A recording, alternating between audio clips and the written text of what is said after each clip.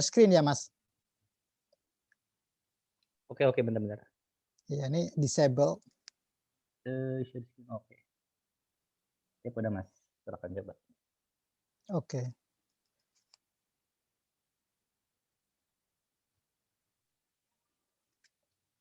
Udah kelihatan, Mas? Mantap. Coba di full Oh, screen aja. siap. Oke,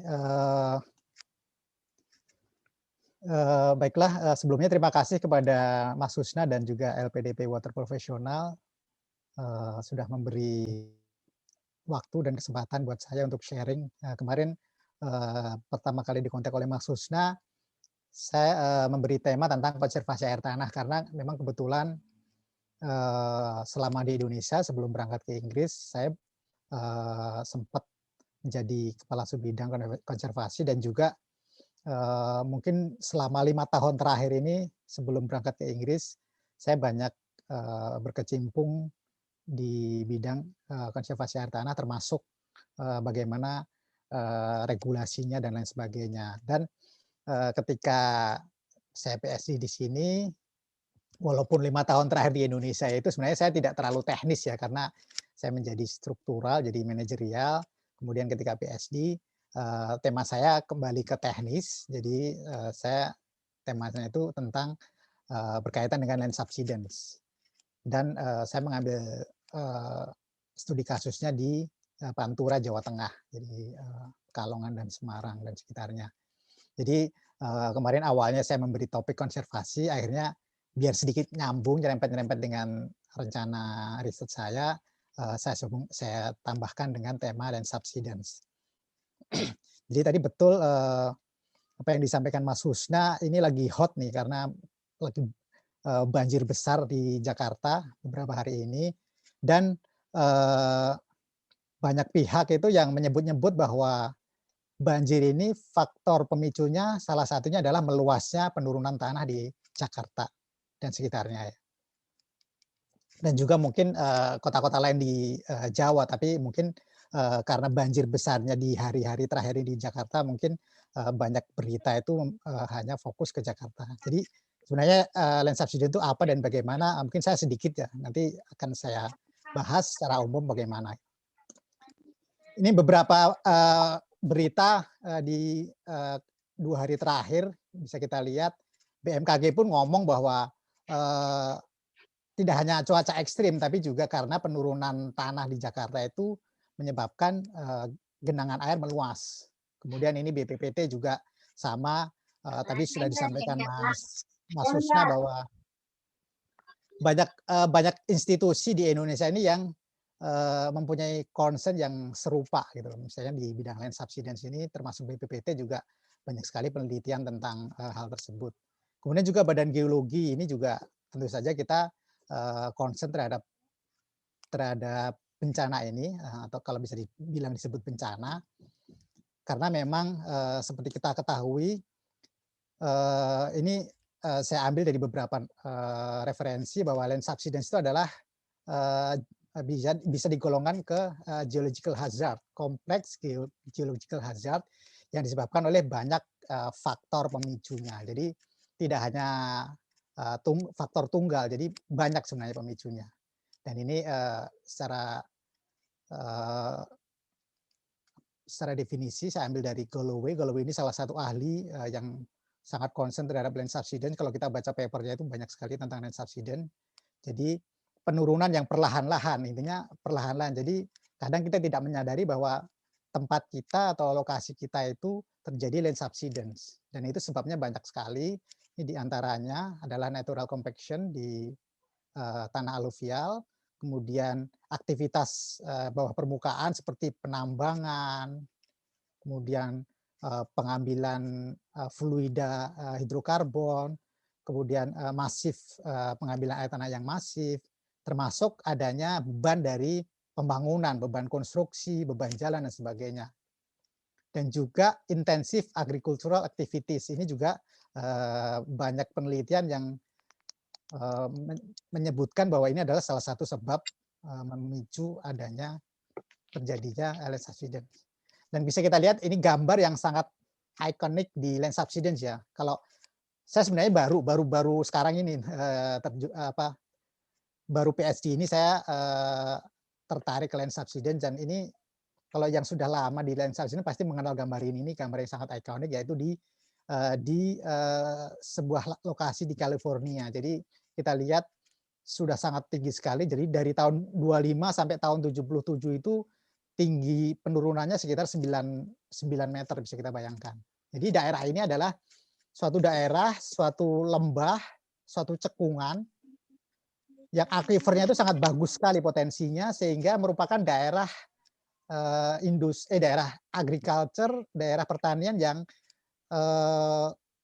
tertinggi ininya, pasokan makanannya. Jadi daerah termasuk salah satu daerah agrikultur terbesar di Amerika, di California. Dan waktu itu di tahun 70-an, sebelum tahun 75 itu dihentikan pengambilan air tanahnya, 80% sumber air untuk pertanian di daerah ini adalah dari dari air tanah. Sehingga ini adalah salah satu akibat intensifnya pengambilan air tanah di daerah ini.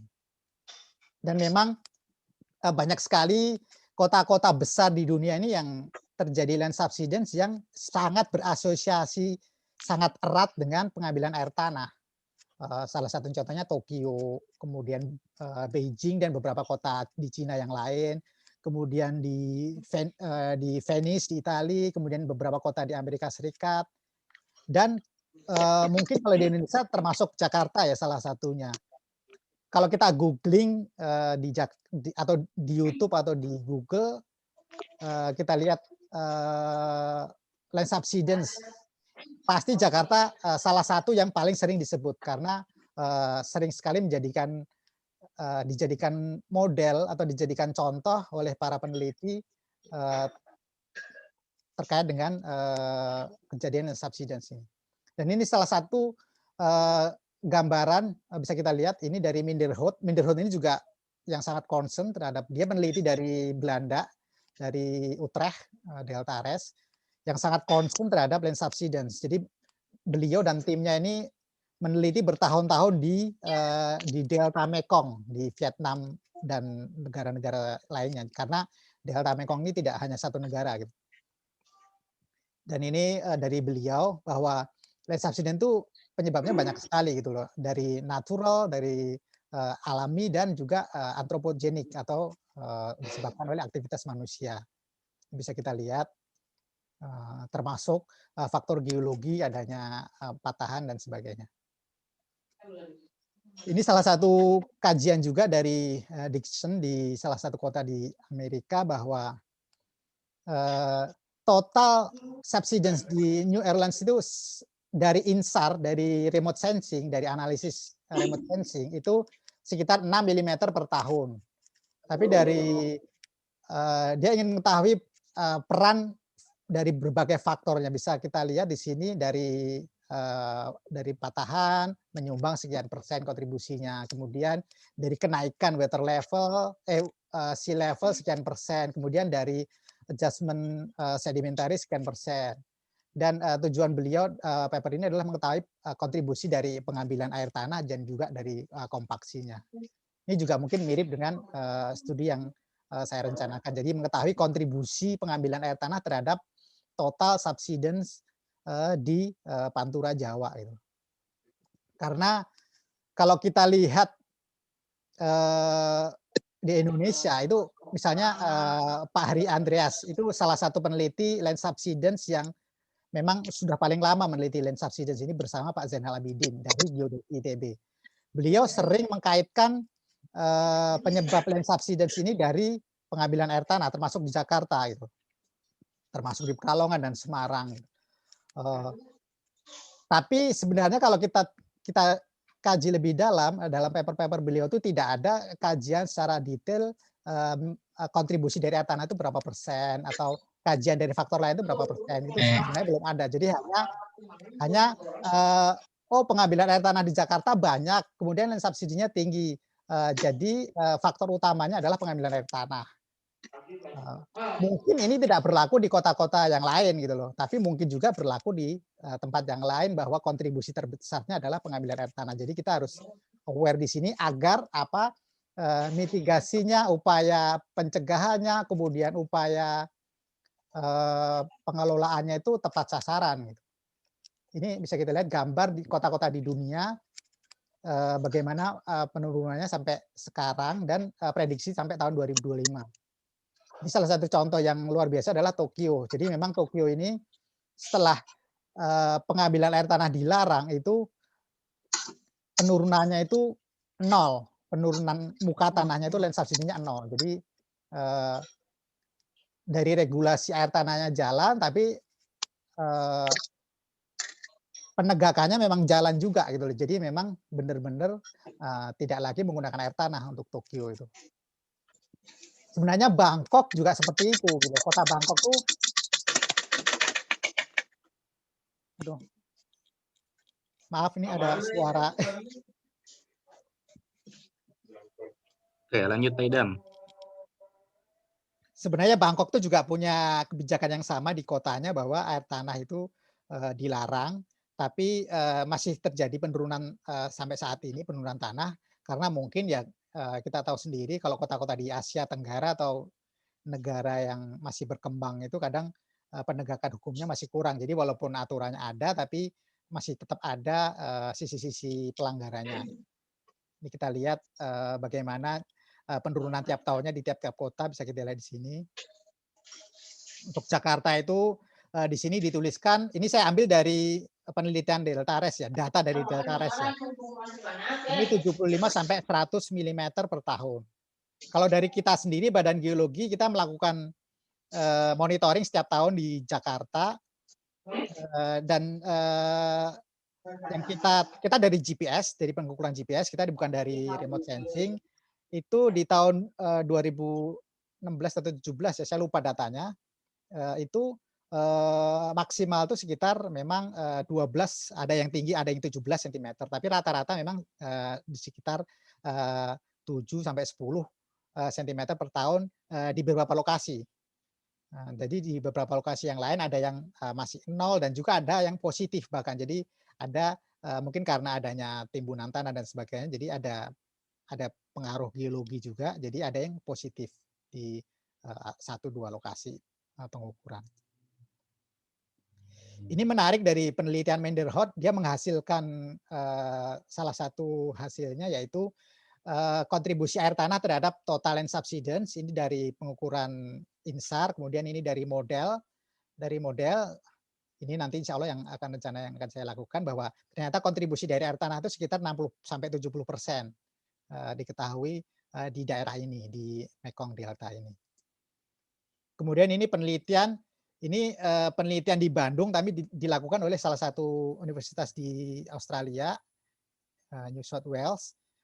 Ini, beliau hanya membandingkan ini, penelitian dari, hasil lab session-nya dari INSAR, dibandingkan dengan, land use-nya gitu loh. Jadi, ini di titik-titik yang tertinggi ini ABCDEF ini adalah titik-titik yang tertinggi yang, mempunyai rate, paling besar land subsidi-nya di Kota Bandung dan ternyata, eee, persentasenya berbeda-beda gitu. Jadi ada yang, daerah industrinya 38%, ini yang tertinggi di daerah A ini, tapi ada juga yang di daerah, pertanian. Jadi misalnya di daerah F ini ternyata dia turun, jauh, turun jauh sampai, 10 sampai 10 sentimeter per tahun, tapi ternyata dia di daerah pertanian. Jadi, bisa dibilang dengan hasil-hasil penelitian ini memang, eee, land subsidence itu banyak faktornya. Jadi, tidak hanya satu faktor. Misalnya di Pantura Jawa itu kita ketahui secara geologi kan masih sangat muda, jadi masih mengalami istilahnya, eee, tadi, natural compaction. Jadi tanpa ada beban berlebih pun dia akan, terkompaksi secara perlahan-lahan. Dari Badan Geologi juga pernah melakukan penelitian di Pekalongan, itu dengan beban minim, dengan kita simulasi beban minim, minimal, beban jalan, kemudian pondasi rumah biasa itu bisa turun sampai 2 sentimeter. Jadi, kalau kita lihat rata-rata penurunan di Pekalongan juga termasuk yang tinggi, itu sekitar 6 sampai 10 sentimeter per tahun. Jadi bisa kita, lihat ternyata ada kontribusi juga dari, natural compaction. Dan ketahui juga dari hasil penelitian kita bahwa, 40 meter di permukaan di, daerah Pekalongan itu adalah tanah lunak. Jadi, banyak sekali lapisan lempung lunak di 40 meter pertama di daerah Pekalongan dan sekitarnya. Jadi, itulah yang kita indikasikan terjadi, penurunan, eee, yang cukup tinggi. Jadi kontribusinya dari penurunan yang ada di 40 meter pertama. Tapi memang, di Pekalongan pengambilan air tanah juga cukup intensif. Kalau dari sisi penurunan muka air tanahnya juga sudah mulai banyak yang turun di beberapa lokasi, karena memang, pengambilan air tanahnya terus, tumbuh. Dengan, tingginya potensi air tanah di Pekalongan dan juga kota-kota lain di, Pantura Jawa. Ini, penelitian dari Pak Heri Andreas, eee, dari berbagai sumber, dari berbagai hasil bisa kita lihat, memang, terutama di, Pantura Jawa ini yang sudah mulai tinggi di Semarang, kemudian di Pekalongan, kemudian Jakarta, dan, termasuk Bandung. Kalau Bandung ini kan, walaupun, secara posisi ada di tengah pulau, tapi dia adalah secara geologi itu endapan, danau purba yang memang masih masih muda. Jadi, masih muda yang sama juga, punya kemungkinan, punya indikasi dia akan masih terjadi, compaction secara alami. Dan ini sebuah skema, ini saya ambil juga dari, salah satu paper, bagaimana ketika air tanah diambil, kalau kita, misalnya orang, sipil atau geologi pasti mengenal teori Terzaghi ya ketika, air tanah diambil atau fluida diambil, dari, aquifer atau dari, tanah atau batuan diambil dia eee, akan menimbulkan jadi,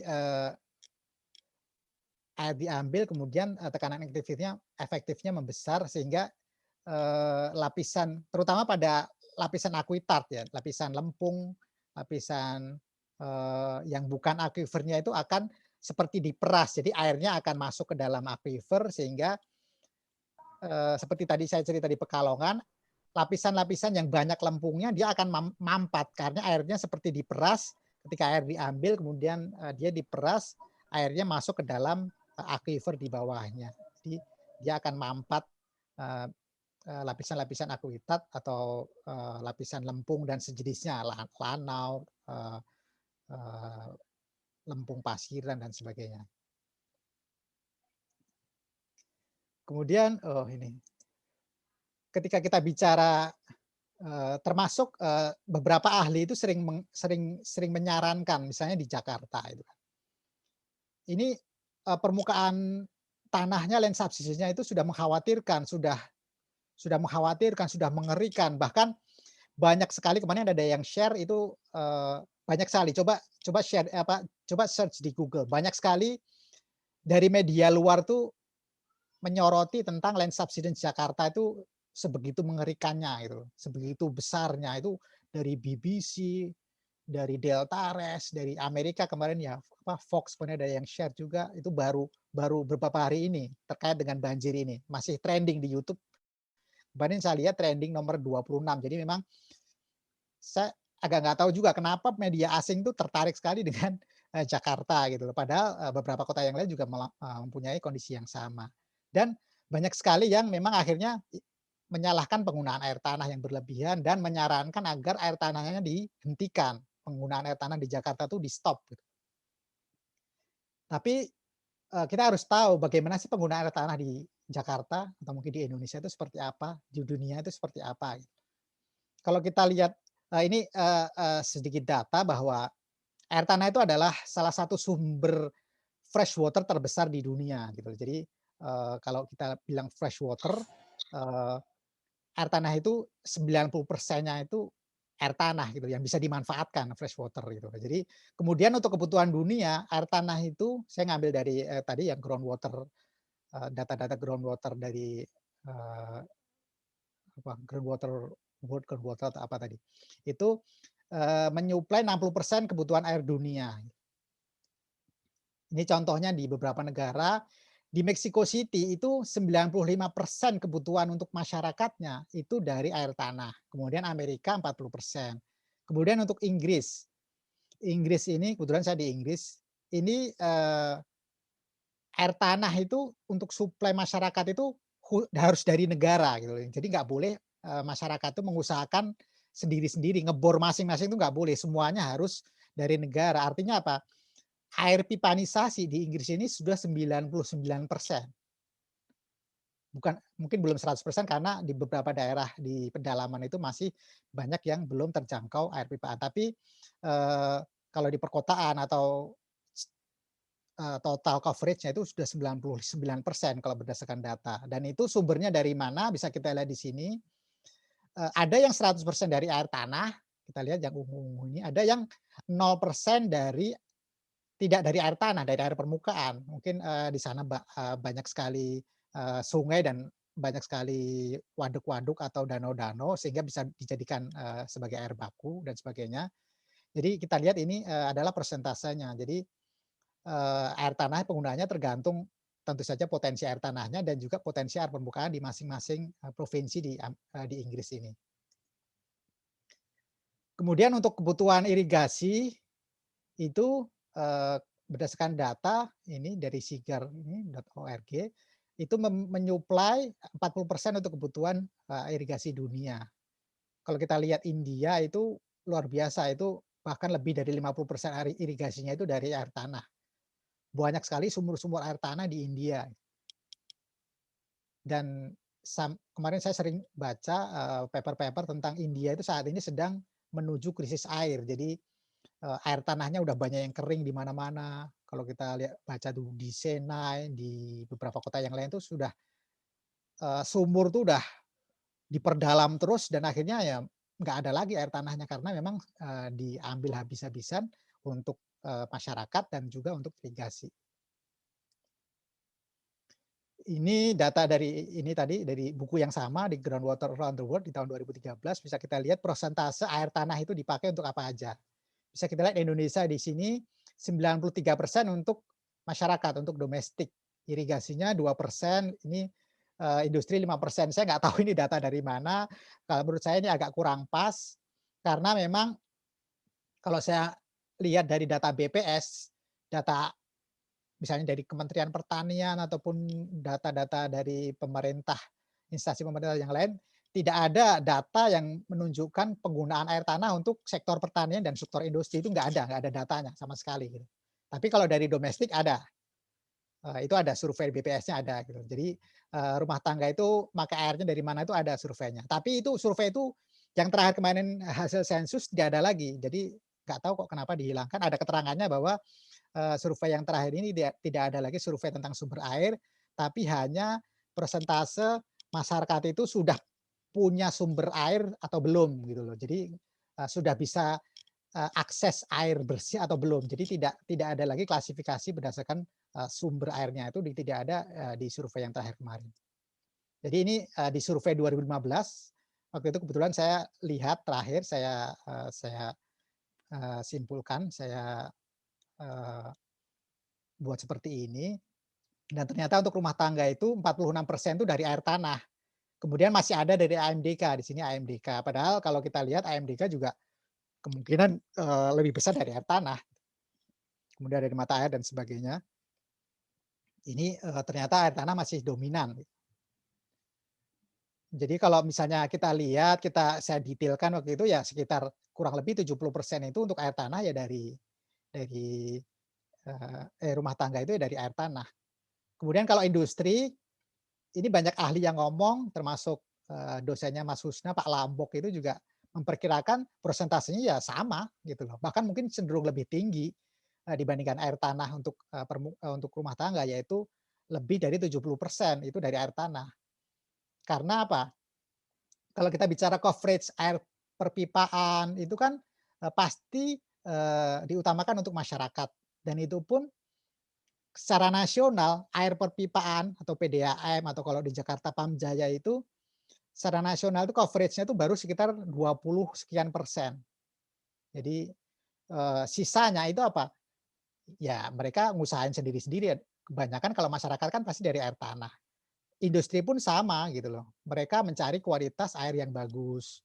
Kemudian mau, ibaratnya langganan dari PDAM saja untuk masyarakat aja masih belum cukup. Akhirnya apa? Mereka yang mengusahakan sendiri dan pilihan realistisnya adalah air tanah dengan kualitas yang baik, kemudian mudah didapatkan, artinya, eee, dengan kondisi geologi di Indonesia itu di beberapa tempat itu potensinya cukup baik, kalau mau mengandalkan air permukaan apalagi air sungai kualitasnya meragukan dan, tidak semua kawasan industri itu dekat dengan misalnya, air baku dari waduk dan sebagainya. Jadi akhirnya, pilihannya adalah dari air tanah dan ini terjadi di kota-kota besar, di Bandung, di Jakarta, Semarang, dan sebagainya, industri itu masih mengandalkan air tanah untuk, kebutuhan air bersihnya.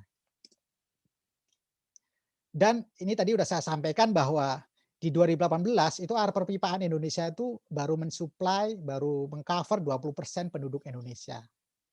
Targetnya di 2024 30. Kemarin saya baca, kebetulan ada webinar, minggu lalu PUPR dengan, IWI ya, Institut Water Indonesia itu saya baca, coverage, air perpipaan itu sekitar 27% kalau nggak salah di tahun 2020 gitu. Jadi, eee, masih belum 30%. Dan untuk Jakarta, untuk Pam Jaya itu coverage-nya sekitar 67% sampai 70% lah, masih sekitar segitu. Kalau kemarin ada yang share video tentang Land Subsidence Jakarta itu kan tahun 90-an tuh sekitar 50%, tapi sekarang juga kenaikannya tuh segitu-segitu aja gitu loh, nggak bisa padahal kalau kita baca beberapa berita beberapa tahun yang lalu tuh target di 2020 itu udah 100% Indonesia, Jakarta maksud saya, coverage, untuk air perpipaannya. Tapi ternyata di akhir 2020 kemarin coverage Pamjaya itu baru sekitar 70%. Ini memang masih jauh di atas rata-rata nasional yang 27% ini karena, eee, memang air perpipaan atau PDAM ini memang biasanya hanya ada di sekitar kota gitu. Dia belum bisa menjangkau di daerah-daerah yang, pedalaman gitu. Akhirnya ya daerah-daerah yang jauh dari kota mereka akan mengusahakan air bersihnya masing-masing. Dan kalau kita lihat, ada beberapa PDAM yang memang bagus ya, seperti Batam itu coverage PDAM-nya tuh hampir 100%, artinya semuanya itu di-cover oleh air perpipaan. Untuk Surabaya contohnya itu juga sekitar 90-an persen, sudah cukup tinggi, lebih tinggi dibandingkan Jakarta. Cuman perlu kita ketahui juga sumber PDAM pun juga ada yang dari air tanah gitu loh. Tapi kalau air tanah itu dikelola oleh negara atau dikelola, oleh instansi yang bagus, yang misalnya PDAM itu pasti dia punya program-program yang lebih bagus, eee, daripada dia diusahakan sendiri oleh masyarakat atau industri yang, pengambilannya pun tidak bisa dikendalikan, debitnya berapa, kemudian juga upaya-upaya konservasinya juga mungkin, tidak sebagus kalau, dikelola oleh negara, seperti misalnya di Inggris ini yang semuanya dikelola oleh negara. Artinya kemudian, eee eee, negara menyediakan air bersih yang sudah, dikelola tersebut. Dan ini adalah, capaian dan target air minum, ini, persentase masyarakat dapat mengakses air bersih.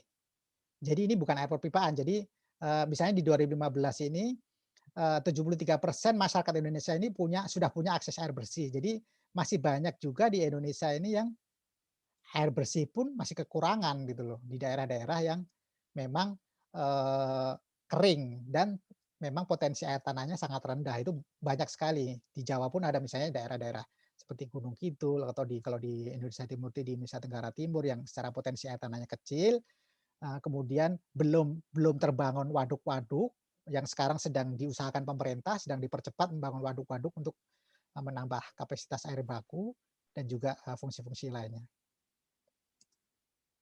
Dan, kondisi air tanah, kita bicara kondisi air tanah, ini bisa kita lihat India itu 54% air tanahnya itu sudah mengalami penurunan karena banyaknya air tanah yang diambil. Kemudian Amerika Serikat bisa kita lihat seperti ini. Jadi, eee, konsepnya sama, sekarang itu penggunaan air tanah semakin tambah seiring dengan penambahan penduduk, pembangunan dan sebagainya. Ini salah satu studi dari, NASA ya di tahun 2013, di-publish di 2015 bahwa 11 dari 37 akuifer utama di dunia itu sudah mengalami penurunan air tanahnya itu sudah stres, sudah, eee, penurunan muka air tanahnya itu sudah, mengkhawatirkan. Ini yang warna-warni ini bisa kita lihat kan, ada yang penurunannya sampai 20 milimeter per tahun dan sebagainya. Ini studi dari remote sensing ya, memang, kita perlu buktikan, dengan studi langsung di lapangan. Tapi ini membuktikan bahwa kita, dunia sedang mempunyai isu yang sama, penggunaan air yang, eee, tidak terkendali gitu loh, terutama di negara-negara yang, berkembang, yang pengelolaan sumber daya airnya masih belum, bagus. Bicara Indonesia, ini beberapa contoh yang, air tanahnya sudah mulai zona kuning, zona merah muda, zona merah, zona rusak air tanah. Ini bisa kita lihat di Jakarta ini sudah banyak yang zona-zona merah ini, menandakan adalah, zona rusak air tanah. Jadi penurunan air tanahnya sudah melebihi 60% dari, eee, muka air tanah awal, kemudian secara kualitas juga sudah mengalami penurunan. Ini di Cat Semarang, ini di Cat Bandung. Kemudian, tadi di awal sudah saya sampaikan tentang land subsidence. Jadi kalau bicara di regulasi, land subsidence itu masuknya, lingkungan air tanah, jadi kerusakan lingkungan air tanah. Jadi akibat pengambilan air tanah yang berlebihan itu salah satunya tadi adalah land subsidence, tapi tidak hanya land subsidence sebenarnya. Seperti, kita baca di beberapa berita ini, ada isu intrusi air laut, kemudian, eee, konflik antar kepentingan. Ini salah satu contoh berita di Jogja akibat, eee diduga beberapa hotel itu mengambil air tanah yang besar-besaran, akhirnya penduduk, sumurnya kering, akhirnya mereka pun, berkonflik, banyak demo dan sebagainya. Walaupun pada akhirnya, bisa diselesaikan, tapi sudah mulai terjadi konflik-konflik antar kepentingan karena ya itu tadi rebutan rebutan sumber air. Ini, kita Badan Geologi pernah bekerja sama dengan KPK, kita waktu itu, Korsub, koordinasi dan supervisi untuk, sumber daya air termasuk air tanah. Jadi berdasarkan temuan KPK itu di Jakarta itu banyak sekali, sumur-sumur ilegal gitu. Bahkan diperkirakan oleh KPK itu sekitar 20.000 sumur ilegal. Kalau dari pemodelan, kita kan kalau kita memodelkan suatu daerah, groundwater modeling, kita akan mengetahui sebenarnya, eee, untuk mengetahui kondisi yang sama dengan, kondisi aslinya itu, kita butuh pengambilan berapa. Artinya dari sumur-sumur data sumur-sumur pengambilan yang masuk ternyata seharusnya, dari studi kalau nggak salah, Pak Fajar Lubis dari LIPI itu seharusnya sumur-sumur yang ada sekarang itu 10 kali lipat dari sumur-sumur yang berizin. Artinya memang banyak sekali sumur-sumur ilegal di, Jakarta. Jadi ini beberapa temuan dari KPK dan, kalau KPK kan pasti diarahkannya ke kerugian negara. Jadi akibat sumur ilegal, eee, kerugian negara dengan, kehilangan pajaknya itu juga sangat tinggi. Kemudian bicara konservasi masuk ke sini, bahwa, konservasi air tanah ini sebenarnya apa yang saya bicarakan sekarang ini adalah, rezim undang-undang yang sebelumnya, Undang-Undang 7 2004. Sekarang kan mungkin, teman-teman sudah dengar ada undang-undang baru, setelah undang-undang yang lama dibatalkan dan proses pembuatan undang-undangnya itu sampai satu periode DPR. Akhirnya untuk ibaratnya untuk s dianggap, di akhir periodenya itu bisa menghasilkan banyak undang-undang, waktu itu sangat dikebut. Hanya dalam beberapa bulan akhirnya, undang-undangnya jadi dan saya sendiri termasuk yang paling sering, perwakilan dari Badan Geologi yang ikut dalam pembahasan ini komisi Komisi 5 waktu itu di ibaratnya apa sih, di tim khusus pembuatan undang-undang ini. Jadi saya waktu itu ikut beberapa kali, lebih dari 5 kalilah pembahasan di DPR untuk membahas undang-undang ini. Jadi dan sampai sekarang undang-undangnya disahkan 2019 sampai sekarang aturan turunannya masih terus dibahas, belum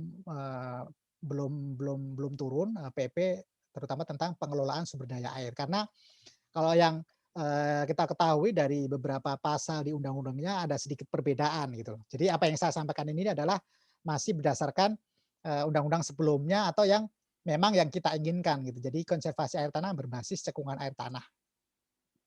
Ini sedikit ya bahwa kenapa cekungan air tanah, karena disitulah rezim air tanah, rezim bawah permukaan. Itulah mengapa tadi Mas Husna, kenapa kok air tanah itu di geologi, karena memang ada di bawah permukaan, rezimnya geologi gitu. Jadi bisa kita lihat di sini gitu. Kalau kita bicara das, bicara misalnya hujan, itu barangnya sama, ketika dia hujan di Bogor, dia akan mengalir ke Jakarta. Karena dia adalah satu das. Tapi ketika kita bicara bawah permukaan, dia adalah sesuatu yang berbeda gitu. Jadi bisa kita lihat di sini, Cat Bogor itu suatu cekungan air tanah sendiri, Cat Jakarta cekungan air tanah sendiri. Ini karena apa? Karena di bawah permukaannya ada kondisi geologi yang bicara demikian. Jadi di antara Cat Bogor dan Cat Jakarta ini ada sebuah kondisi geologi sehingga air tanah di kedua cekungan ini tidak saling mempengaruhi ataupun tidak signifikan gitu kalau secara modelingnya. Jadi mereka mempunyai sistem sendiri antara Cat Bogor dengan Cat Jakarta.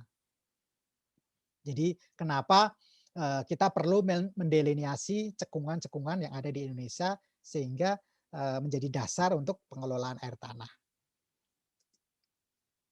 Jadi kalau kita bicara ini WS ya, kalau WS mungkin beda lagi ya.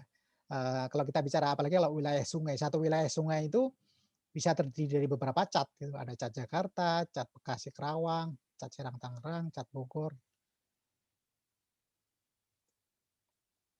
Ini peta hidrogeologi Indonesia, jadi ketika kita mendelineasi cat, itu dasar utamanya adalah peta hidrogeologi ini, bagaimana kondisi akuifer bawah permukaannya dan sebagainya. Sehingga ditetapkanlah 421 cekungan air tanah. Ini ditetapkan, ini juga sebenarnya udah batal ini, Permen SDM nomor 2 tahun 2017. Sebelumnya Perpres dulu oleh Presiden, Perpres nomor 11 tahun Perpres nomor berapa ya?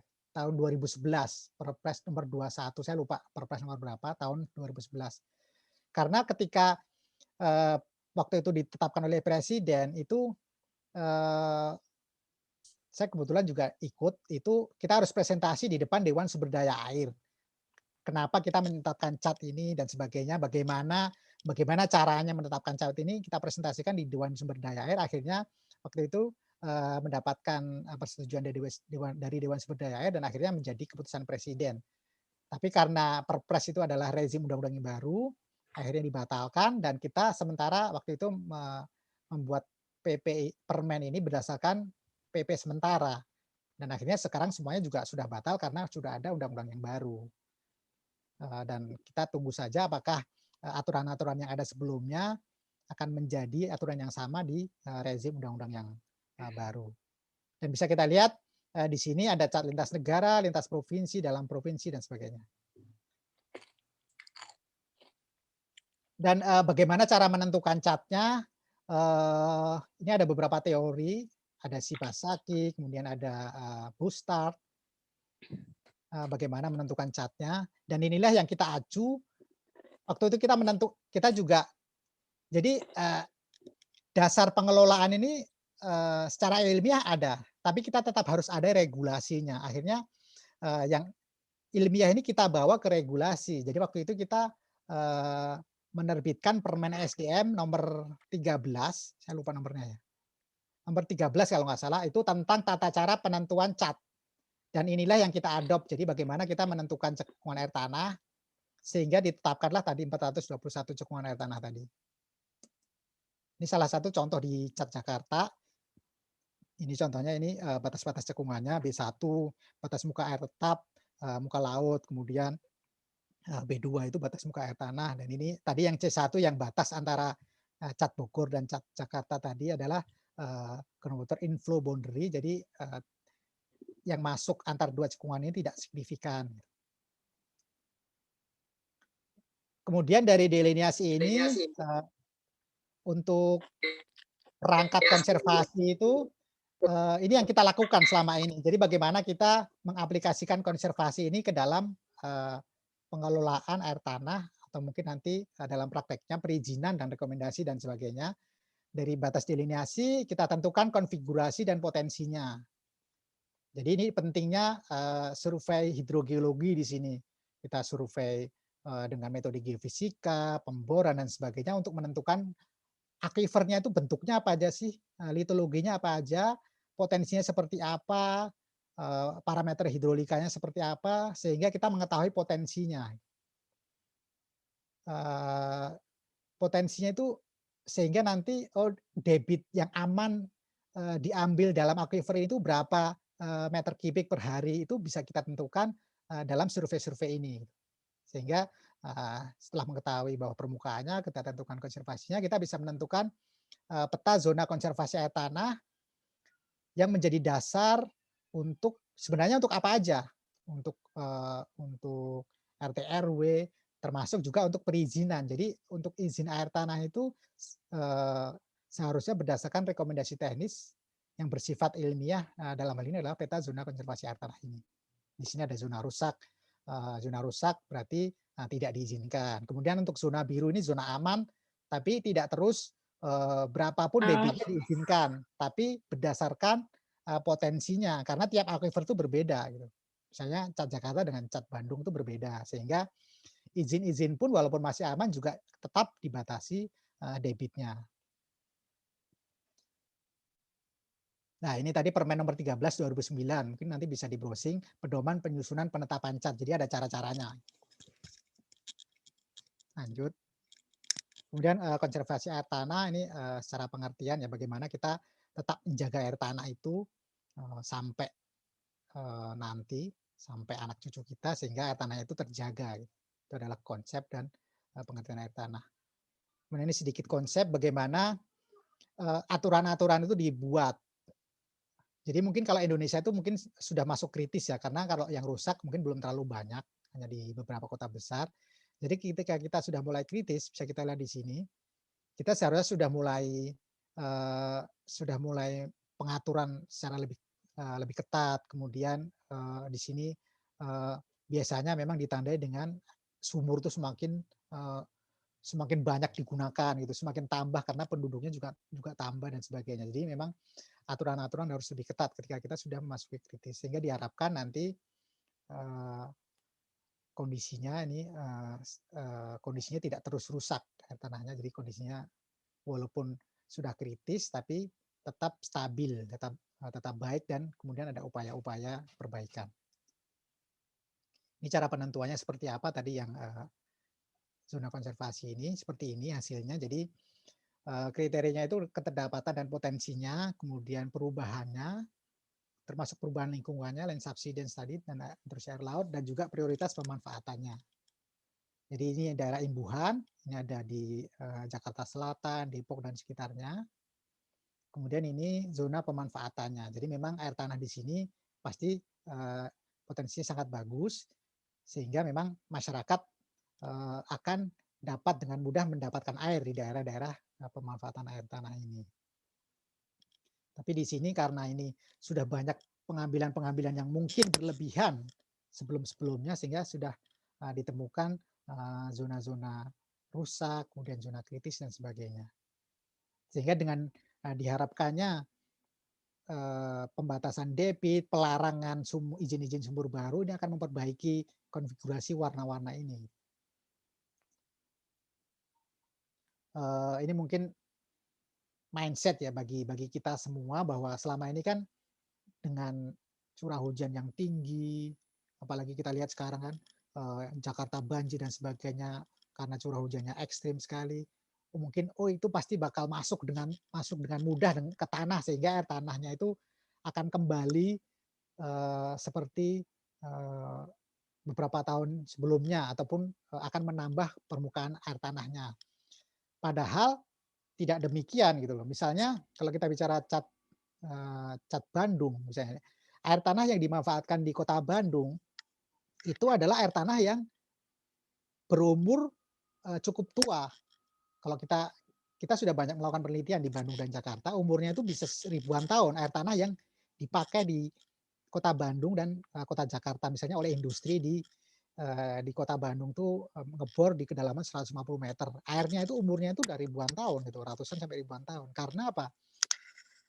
Hujan datang di daerah imbuhan, misalnya kalau di Bandung itu di daerah Lembang, untuk menuju ke Kota Bandung itu membutuhkan perjalanan, membutuhkan waktu itu tadi sangat lama, karena kan bukan seperti terowongan gitu kan, aquifer itu kan di sela-sela batuan atau di sela-sela rekahan-rekahan batuan, sehingga prosesnya itu dari Lembang, dari Bandung Utara sampai ke Kota Bandung itu ya membutuhkan perjalanan yang sangat jauh. Jadi ketika air tanah diambil berlebihan, tidak sesuai dengan potensinya, tidak sesuai dengan debit amannya, itu ya tidak imbang, yang diambil lebih banyak, yang masuk perlahan-lahan gitu kan. Akhirnya air akan turun dengan sangat cepat, dan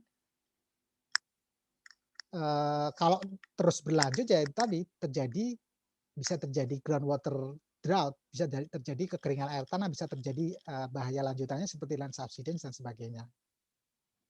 Ini matriknya bagaimana kita menentukan ketika sudah melebihi 80% itu sudah kondisi rusak, dan 60-80% itu kritis dan sebagainya. Dan ini sedikit ya, ini juga masih yang lama. Mungkin ada yang belum tahu bahwa bagaimana sebenarnya sih air tanah yang saya ambil itu harus izin atau enggak sih. Jadi kalau aturannya itu seperti ini gitu. Jadi penggunaan air tanah itu ada yang masuk kategori kegiatan usaha atau kegiatan bukan usaha. Kalau kegiatan usaha, walaupun dia sedikit saja, itu harus izin. Walaupun dia dari air tanah dangkal, walaupun dia dari sumur pasak, sumur bor, ngambilnya sedikit aja, misalnya apa kita bilang contohnya untuk cuci mobil misalnya atau air isi ulang, tetap harus izin. Tapi kalau untuk kegiatan bukan usaha, untuk masyarakat, itu ada yang kategori tidak izin, tapi sebenarnya harus ada yang izin, ada yang memang dia harus izin gitu. Untuk apa?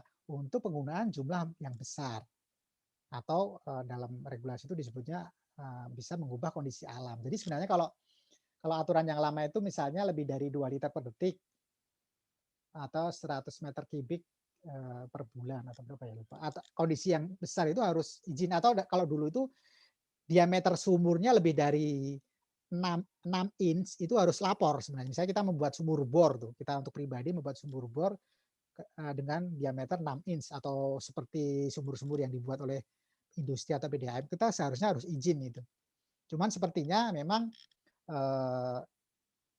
masih jarang sekali masyarakat atau yang kategori yang harusnya izin itu memang melakukan izin. Walaupun sebenarnya ini sangat penting, registrasi ini penting,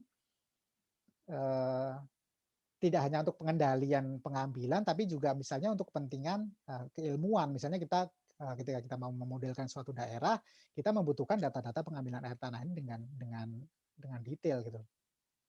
Dan ini yang terjadi di Amerika itu, kalau saya lihat datanya di USGS, semua sumur itu tercatat. Bahkan sumur-sumur gali pun tercatat. Semua masyarakat yang punya sumur gali harus dilaporkan. Jadi kategorinya itu ada yang memang hanya lapor, registrasi, ada yang memang berizin, kemudian ada yang berizin dan pajak dan sebagainya. Mungkin kalau di kita, makanya saya harapkan nanti di pengaturannya ini lebih jelas. Walaupun kita selalu ada dua sisi gitu loh. Di sisi lain kita selalu bicara bahwa air ini adalah hak asasi paling dasar manusia, sehingga kita harus memberikan kebebasan masyarakat untuk mengambilnya dan sebagainya.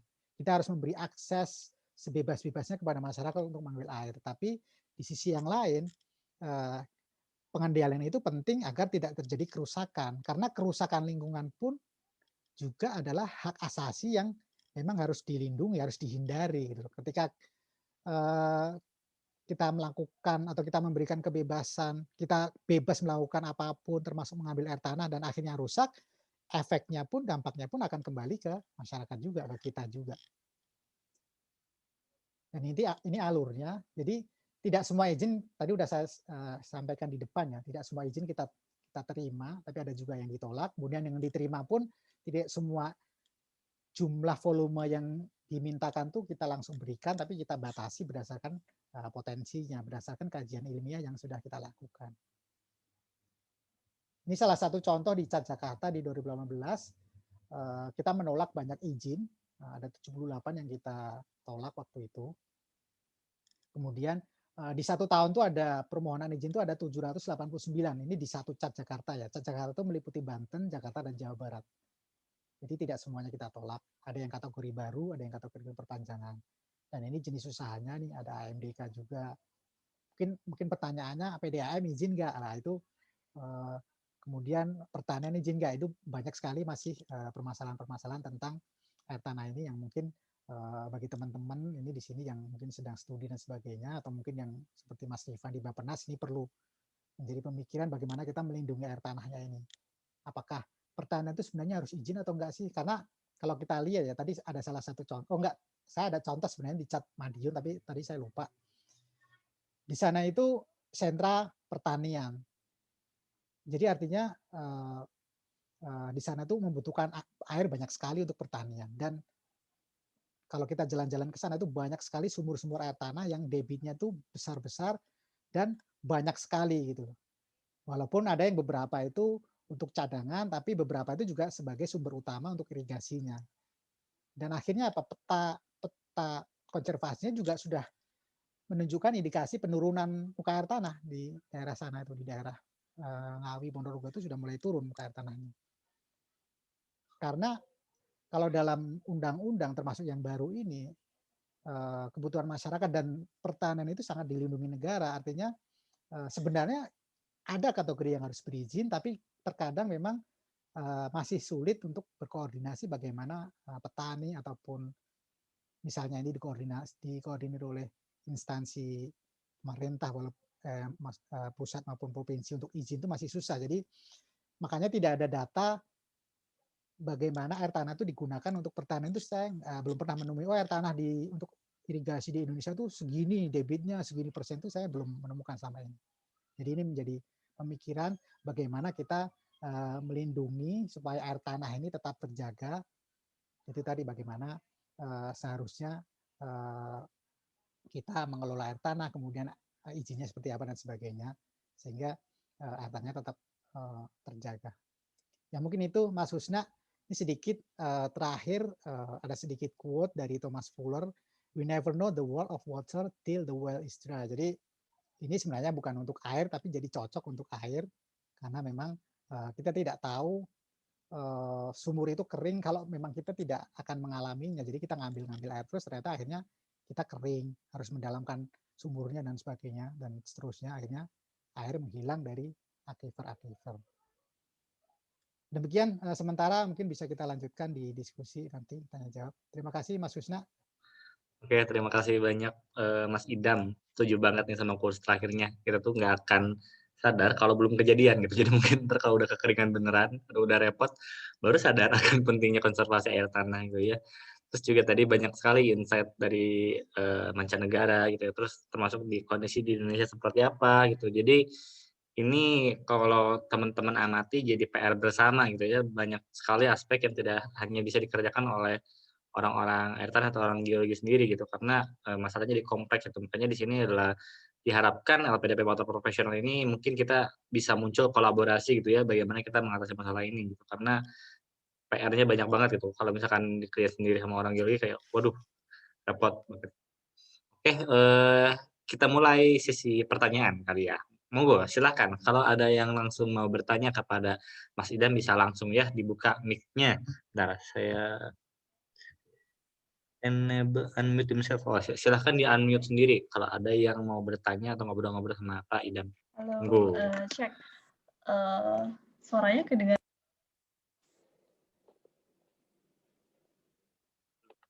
Lu. Halo. Silakan, Oke, silakan. bisa nggak? Iya. Kedengaran nggak? Kedengaran, Oke, kedengaran. thank you. Ya, terima kasih atas kesempatannya. Dan kepada Mas Idam juga terima kasih sekali atas paparannya ya. Iya, apalagi tadi menyorot soal Semarang nih. Jadi perkenalkan, saya Dian, kebetulan sekarang lagi lanjut juga di Wageningen. Saya sih ambilnya Water System and Global Change, tapi dulunya saya dari S1-nya tuh Environmental Engineering. Nah, kebetulan saya juga domisilinya itu Semarang, Mas. Nah, soal menyoal air tanah ini jadi memang betul ya, kan jenengan ini mau ambilnya di daerah Pantura ya? Itu kan memang juga banyak yang daerah industri di situ ya, di Semarang ya, di daerah Mangkang begitu. Nah, yang ingin saya tanyakan itu Mas seperti ini. Jadi dulu saya pernah bekerja di suatu NGO begitu dan saya menemukan itu baru saya lihat dengan mata kepala sendiri di mana ada dua hal. Yang pertama daerah gunung itu di Gunung Pati, di mana itu masih cukup hijau ya. Cuman di situ saya kaget sekali saya menemukan kekeringan. Jadi warganya itu sehari untuk dapetin air, kalau kita tahu ember hitam yang besar itu cuma dapat sepertiganya, Mas. Itu dalam sehari itu kalau mereka buka keran terus-terusan itu, cuman sehari itu dapat sepertiga ember dan itu pun kuning. Kedua, saya pernah juga yang ke daerah Mangkang itu, jadi di situ penurunan muka tanahnya yang saya lihat adalah pagar rumah yang biasanya kita tahu ada bagian yang runcing-runcingnya itu Mas, itu cuman tinggal 10 sentimeter di atas tanah. Dan itu saya waktu itu sempat juga komunikasi dengan warga sekitar, wawancara dan lain-lain, itu terjadi katanya dalam kurang waktu 10 sampai tidak sampai 15 tahun. Jadi dia kecil di situ hingga besarnya seperti itu. Nah, yang mau saya tanyakan untuk kasus yang pertama, Mas, bagaimana ya bisa apa sih yang kenapa gitu loh di daerah pegunungan itu juga bisa kekeringan gitu, padahal dengan vegetasi yang masih cukup lebat seperti itu. Dan itu pun tidak sejak dahulu. Dulunya pun masyarakat di situ bilang cukup banyak air, namun beberapa tahun belakangan kondisinya kering seperti itu. Dan yang kedua juga untuk yang kasus kedua itu di Tenggarai adalah adanya industri-industri atau di situ kan banyak industri yang tersentralisasi ya. Nah, sebenarnya kan apakah faktornya itu hanya murni dari pengambilan air tanah? Nah, di sini yang di Tenggarai sih masih dari industri yang besar, ataukah ada faktor lainnya juga yang perlu diperhatikan? Oke, dua pertanyaan itu sih, Mas. Terima kasih. Oh, Mbak Dian. Iya. Tadi yang kedua saya agak kurang jelas tadi. Saya ada ini. Oh ya udah. Kondisinya gimana tadi yang? Oke, saya ulangin. Jadi kondisinya itu di daerah Mangkang, warga di daerah situ tuh penurunan muka tanahnya kenceng sekali, Mas. Jadi yang saya dapati kan saya kaget ketika pagar rumah yang ada biasa kan kita lihat pagar rumah ada bagian runcingnya tuh, Mas. Itu cuma tinggal 10 cm dari permukaan tanah. Jadi sisanya tuh udah turun. Kayak gitu. Nah, itu faktor apa aja yang mempengaruhi ya? Karena kalau warga di situ kan tentunya menengarai karena itu adanya pengambilan air yang besar-besaran dari industri seperti itu. Nah, sebenarnya faktor apa lagi yang harus kita teliti? Karena kan sebenarnya yang nggak bisa hanya itu kan masih belum cukup bukti untuk kita ini ya, masih pengen gali lagi. Nah, kalau dari sudut pandang Mas Idam sendiri, pandangannya gimana? Apa saja faktor-faktor yang bisa? Oke, terima kasih. Makasih Mbak Dian. Iya. Salam kenal juga. Untuk yang pertama, tadi saya sempat menampilkan peta hidrogeologi dan juga peta cekungan air tanah. Jadi memang kalau dari geologi, tadi kita lihat di hidrogeologi memang tidak semua daerah itu punya potensi air tanah yang baik atau yang ekonomis lah ibaratnya. Makanya kita delineasi cekungan air tanah hanya 421 cekungan. Artinya di luar itu air tanahnya tidak ekonomis. Artinya mungkin ada air tanahnya, tapi ketika diambil itu terlalu sedikit gitu loh. dan daerah tersebut adalah biasanya di daerah-daerah memang yang daerah pegunungan dengan kondisi geologi yang dengan batuannya berumur tua. Dan tadi di mana Gunung Pati ya atau di daerah di Semarang atas lah gitu.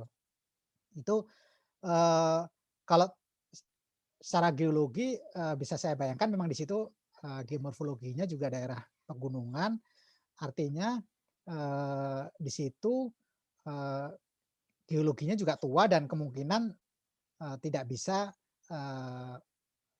ibaratnya aquifernya itu bukan aquifer yang baik, artinya tidak seperti di daerah-daerah Semarang bawah yang memang batuannya masih muda, kemudian bisa menyimpan air dengan baik. Terus kenapa dulu ada? Jadi memang biasanya daerah-daerah yang geologi tua atau batuan tua itu ibaratnya aquifernya itu atau tanah itu mengalir di rekahan-rekahan batuan yang tua itu gitu loh. Jadi biasanya muncul melalui mata air, kemudian ketika dan itu sangat bergantung dengan catchment area mata air itu gitu. Jadi ketika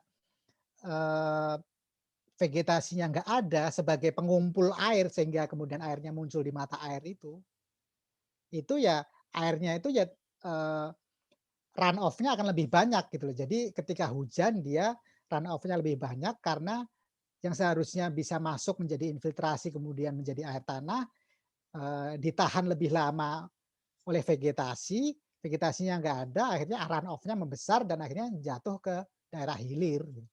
Mungkin sebabnya itu gitu loh. Jadi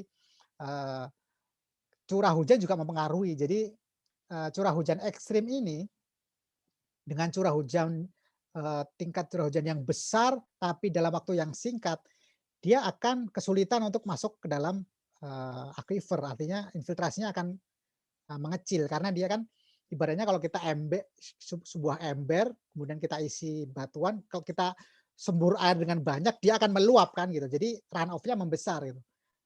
Kalau dulu kan curah hujannya cenderung stabil, kemudian dengan waktu yang lama dan sebagainya sehingga memungkinkan air itu perlahan-lahan menginfiltrasi kemudian masuk ke dalam air tanah. Kalau sekarang dengan curah hujan yang ekstrim ini ibaratnya potensi run off-nya akan membesar gitu loh. Jadi karena dia waktunya singkat gitu loh, tidak cukup waktu untuk dia infiltrasi ke dalam tanah atau batuan.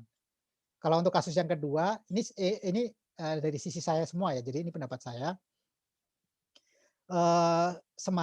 Saya sebetulnya lebih concern ke Pekalongan karena studi saya awalnya ke Semarang, tapi saya pindah ke Pekalongan karena saya lihat Pekalongan ini belum banyak orang yang meneliti, dan kebetulan kantor saya juga sedang fokus ke Pekalongan, jadi saya pindah area saya ke Pekalongan. Tapi kalau Semarang ini sebenarnya sama semua sih kondisinya gitu. Jadi tidak faktor tunggal kalau menurut saya dengan kondisi geologi yang muda, beban bangunan, beban jalan dan sebagainya juga bertambah, itu juga akan membuat kontribusi penurunan tanah di daerah itu gitu. Walaupun memang saya juga yakin bahwa pengambilan air tanah ini juga menjadikan faktor gitu.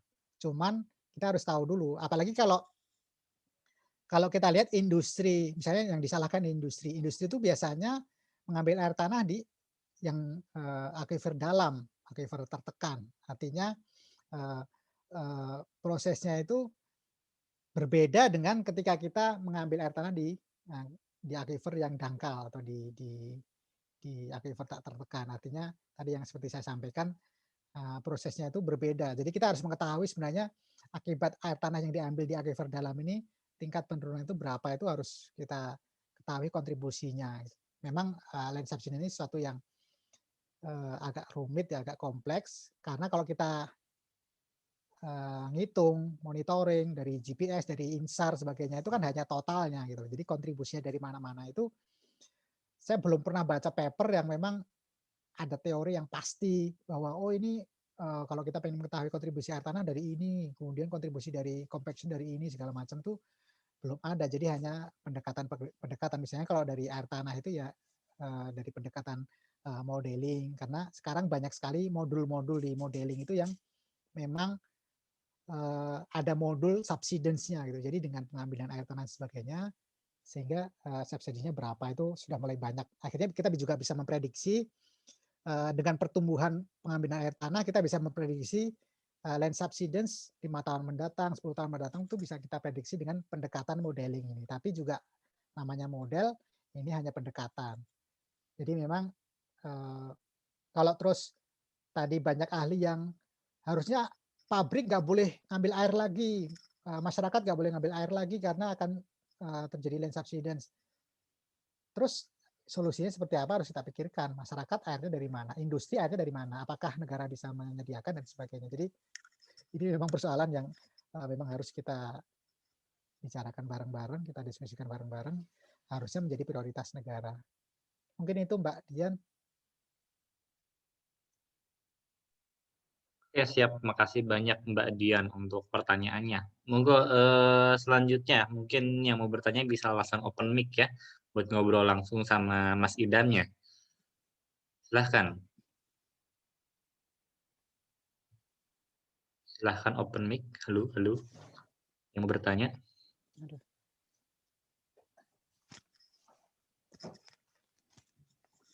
Tidak bisa unmute, Mas. Iya, itu saya tadi juga. Oh, oke. Cek, udah bisa unmute, halo? Saya tadi juga nggak Bisa, bisa. Mas, bisa. Oke, silakan. Yang mau bertanya bisa langsung open mic-nya, silakan. Oke, Mas, saya izin ya nanya. Oke, halo Mas Idam, kenalkan nama saya Arfan. Ya, saya Arfan. Background saya sama kayak penanya sebelumnya dari environmental engineering juga. Jadi tadi cukup menarik ya presentasinya. Jadi salah satu masalah yang kita hadapi sekarang mengenai pengolahan air ketika kita menggunakan air tanah tadi dengan jumlah yang sangat banyak dan dengan kuantitas yang terus-menerus akan menyebabkan terjadinya penurunan muka tanah begitu ya Mas ya. Karena akan ada void yang kosong di tanah yang membuat si tanah itu akan menurun. Nah, artinya Mas, ini tolong dikoreksi ya Mas, apakah benar atau enggak, yang jadi pertanyaan saya. Kalau seperti itu artinya kemampuan dari tanah kita untuk menyerap atau infiltrasi atau untuk menginfiltrasi air yang ada di limpasan atau di permukaan itu akan terus mengurang setiap tahunnya begitu Mas. Artinya akan ada air yang melimpas ke tanah yang akhirnya menyebabkan banjir dan sebagainya, yang ketika nanti musim hujan berkepanjangan artinya akan ada kekeringan yang luar biasa betul. Maksudnya kalau kondisinya seperti itu, kira-kira solusinya seperti apa Mas? Apakah kita akan melakukan penimbunan tanah atau rekayasa konstruksi atau apa? Karena kalau ternyata akhirnya penurunan muka air tanah ini menyebabkan tanah yang bisa diserap oleh air yang bisa diserap oleh tanah itu berkurang, artinya akan ada masalah yang cukup serius begitu Mas. Kira-kira dari Mas Idam solusi untuk hal tersebut seperti apa? Terima kasih.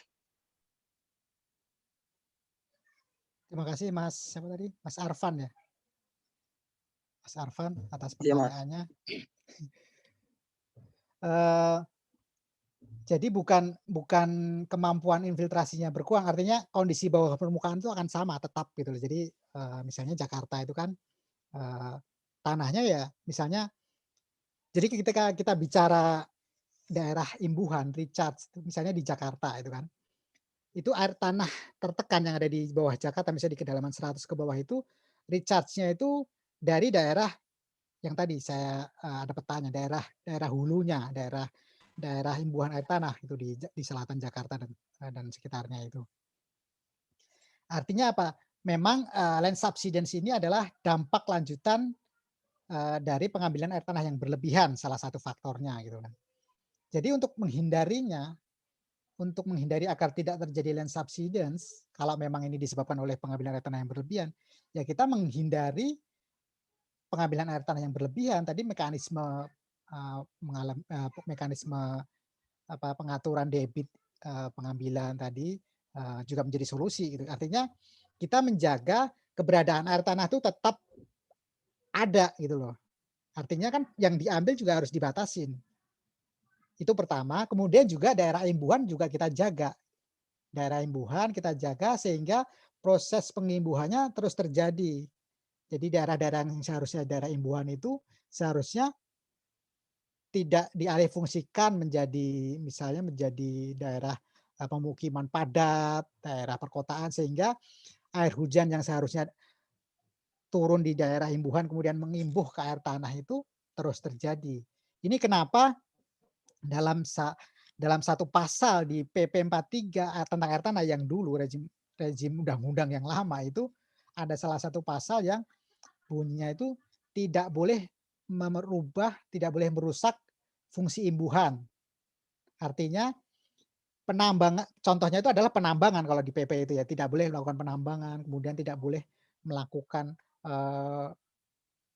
izinnya itu harus diatur lah, izin apa istilahnya, coverage rasio bangunan tuh diatur lah, jangan semuanya dijadikan bangunan sehingga akan mengurangi kapasitas recharge-nya gitu loh, kapasitasnya berkurang karena kan semuanya akan padat kan, yang harusnya tanah wilayah vegetasi jadi padat tanahnya, jadi apa aspal sebagainya, akhirnya air limpasannya membesar, air runoff-nya membesar, infiltrasinya mengecil, imbuhannya juga mengecil, akhirnya air tanah sudah diambil habis-habisan di daerah lepasan, daerah pemanfaatan, imbuhannya juga berkurang. Gitu.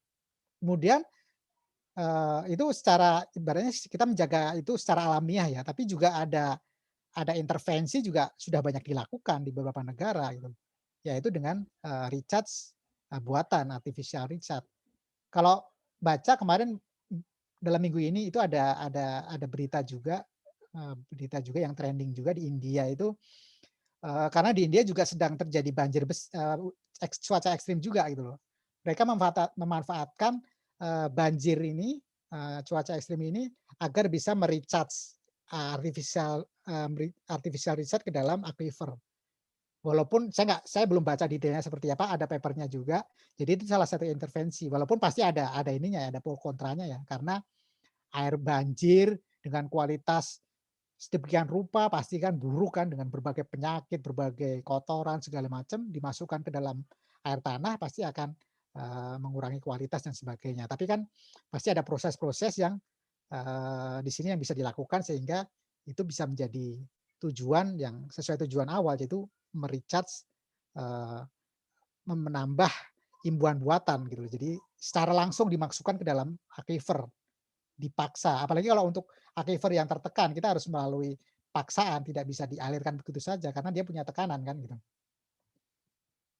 Ya mungkin itu caranya sehingga ketika air tanah tetap terjaga, ibaratnya apa ya, pore water pressure-nya tetap terjaga, akhirnya tanahnya juga tetap terjaga sehingga bisa menghindari atau mengurangi land subsidence. Dan ini yang terjadi di Jepang gitu loh. Di Jepang itu setelah tahun berapa tadi zero subsidence karena air tanahnya air tanah abstraction-nya juga zero gitu. Walaupun waktu itu saya pernah baca juga paper bahwa ini ternyata air tanahnya itu naik, bukan cuman tetap tapi air tanahnya naik di Jepang itu, di Tokyo itu. Dan ini ada kontranya juga, yaitu mengganggu pondasi-pondasi yang sudah ada gitu loh, karena yang sebelumnya pondasi di atas muka air tanah, jadi muka air tanahnya jadi pada merendam pondasi-pondasi bangunan di Tokyo. Tapi itu kan efek yang mungkin tidak sebanding dengan memang keuntungan yang didapatkan oleh Tokyo, yaitu mendapatkan kembali air tanah yang selama ini sudah cukup dalam muka air tanahnya dan subsidence-nya juga udah zero. Mungkin demikian Mas Arfan. Ya, terima kasih banyak Mas. Sangat mencerahkan. Oke, terima kasih Mas Arfan atas pertanyaannya. Mungkin sebelum kita masuk ke pertanyaan yang di chat, mungkin ada yang mau nanya langsung dulu, silahkan. Yang open mic, silahkan. Ya, Oke. Saya perkenalkan, nama saya Hanimaya Sari. Mas Idam, saya mau melanjutkan pertanyaan yang tadi dari sebelumnya gitu ya. Di Tokyo itu air tanah bisa naik kayak gitu. Kira-kira apa aja sih Mas yang bisa menyebabkan air tanah itu bisa naik gitu? Soalnya berdasarkan yang sepengetahuan saya selama ini, untuk meningkatkan air tanah sendiri itu bukan hal yang mudah kayak gitu. Terima kasih Mas. Ya itu tadi, kalau saya belum pernah secara khusus membaca tentang Tokyo, tapi saya baca 1-2 paper itu memang sudah zero abstraction di sana. Jadi air tanah sama sekali tidak boleh lagi diambil. Artinya apa? Secara alami proses recharge-nya terus berlangsung, pengambilan tidak ada, akhirnya ya air tanahnya perlahan-lahan kembali kan.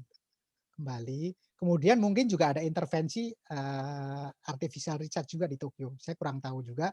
Tapi secara ilmiah, secara teori memang banyak cara untuk mengembalikan air tanah, muka air tanah itu gitu loh. Jadi yang buktinya adalah Tokyo tadi dengan melarang pengambilan air tanah di kota Tokyo, sama sekali dilarang, akhirnya dengan hujan yang datang, kemudian recharge yang ada itu bisa kembali merecharge air tanah di kota Tokyo. Jadi walaupun ini kalau kita bicara Indonesia, misalnya di Jakarta itu agak sedikit mission impossible ya, bagaimana kita menghentikan pengambilan air tanah gitu loh. Sementara air tanah tidak hanya diambil oleh industri, tapi juga masyarakat karena coverage air perpipaan atau air yang disediakan oleh negara itu masih rendah gitu loh, masih sekitar 70%, apalagi kita bicara nasional ya masih 20%. Akhirnya ya banyak sekali air tanah yang memang diambil oleh masing-masing sektor gitu, individu, masyarakat, industri dan pertanian dan sebagainya. Jadi memang secara aturan, secara almiah dibawa ke aturan, tapi juga penegakan hukumnya, pelaksanaannya juga harus juga didukung, harus jalan. Ini itu Mbak, dari Mbak Hani ya. Terima kasih banyak ya Mas. Oke, makasih Mbak Hani. Silakan masih ada yang mau bertanya langsung? Belum Halo, selamat malam. Malam, silakan nama dan asal jurusan dan TK kampus. Ya. Ya, nama saya Renza. Saya dari PK 49. Saat ini sedang di instansi saya sedang di Kementerian PUPR gitu ya. Jadi sebelumnya saya di Pusat Penelitian Mitigasi Bencana ITB gitu ya, Kang Idam gitu. Jadi ingin bertanya sedikit gitu ya, karena saya berkoordinasi banyak juga dengan Pak Heri Andreas kebetulan ya terkait land subsidence gitu. Jadi waktu itu kita pernah menginisiasikan terkait seminar penurunan land subsidence di pantai utara Jawa gitu, dengan LIPI, dengan KLHK, terus SDM juga mungkin ada yang ikutan juga.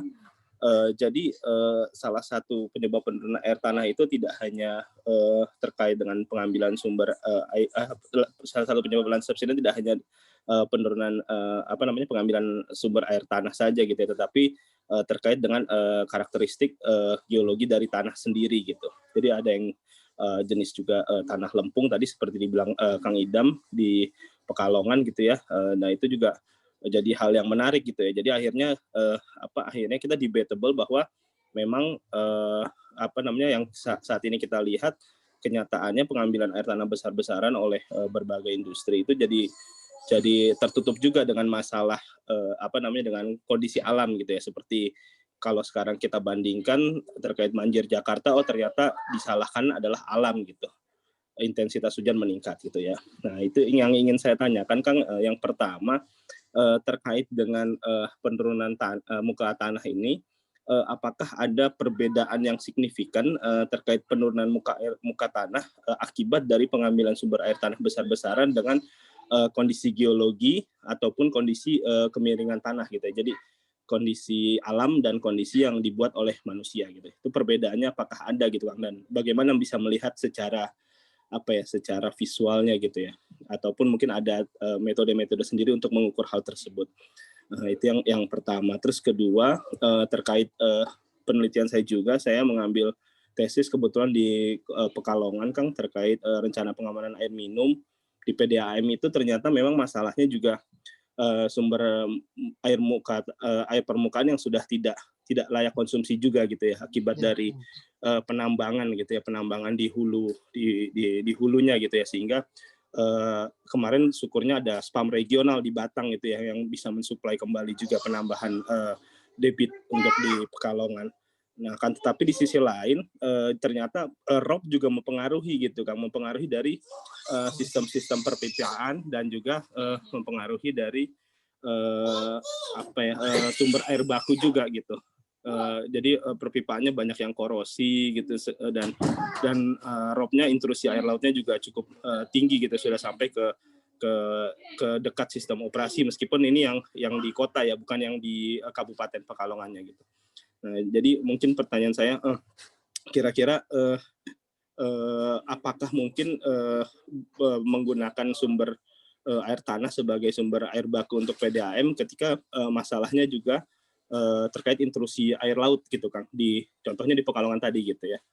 Nah gitu ya, dan sumber air permukaan juga sudah mulai tercemari gitu. Kira-kira solusinya bagaimana lagi gitu kalau seandainya kita sebagai pengelola PDAM sendiri gitu. Apakah harus tadi kita mencoba rain harvesting atau pengambilan pemanfaatan sumber-sumber air lain lagi gitu. Mungkin itu, Kang, 2 pertanyaan yang ingin saya tanyakan. Terima kasih, Kang Idam. Ya. Maaf Mas, boleh nyambung pertanyaan nggak? Boleh. Silakan. Saya perkenalkan dulu, saya Diko. Saya background civil engineering. Cuman saya sempat dibimbing lah sama dosen geologi. Saya penasaran sama tadi pertanyaan sebelumnya, pertanyaan nomor 1. Kebetulan saya dulu kuliah S2 di Belanda. Nah, kita juga tahu kan bahwa di Belanda kan negaranya kan di bawah muka air laut. Nah, di Belanda sendiri itu selalu alasannya adalah karena mereka kawasan delta, yang mana kawasan delta kan ibaratnya kan land baru ya, karena dia buangan sedimen dari sungai. Nah, apakah itu juga terjadi, kasus itu juga ya sama terjadi di Pantura khususnya, atau di daerah? Halo, mati.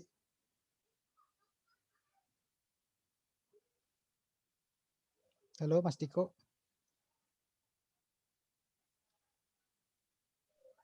Mati ya, Mas Husna? Iya, menghilang. Jawab dulu aja mungkin masuk lagi nih. Mas Dikonya udah masuk lagi nih. Oke. Silakan Mas Diko, lanjut pertanyaannya.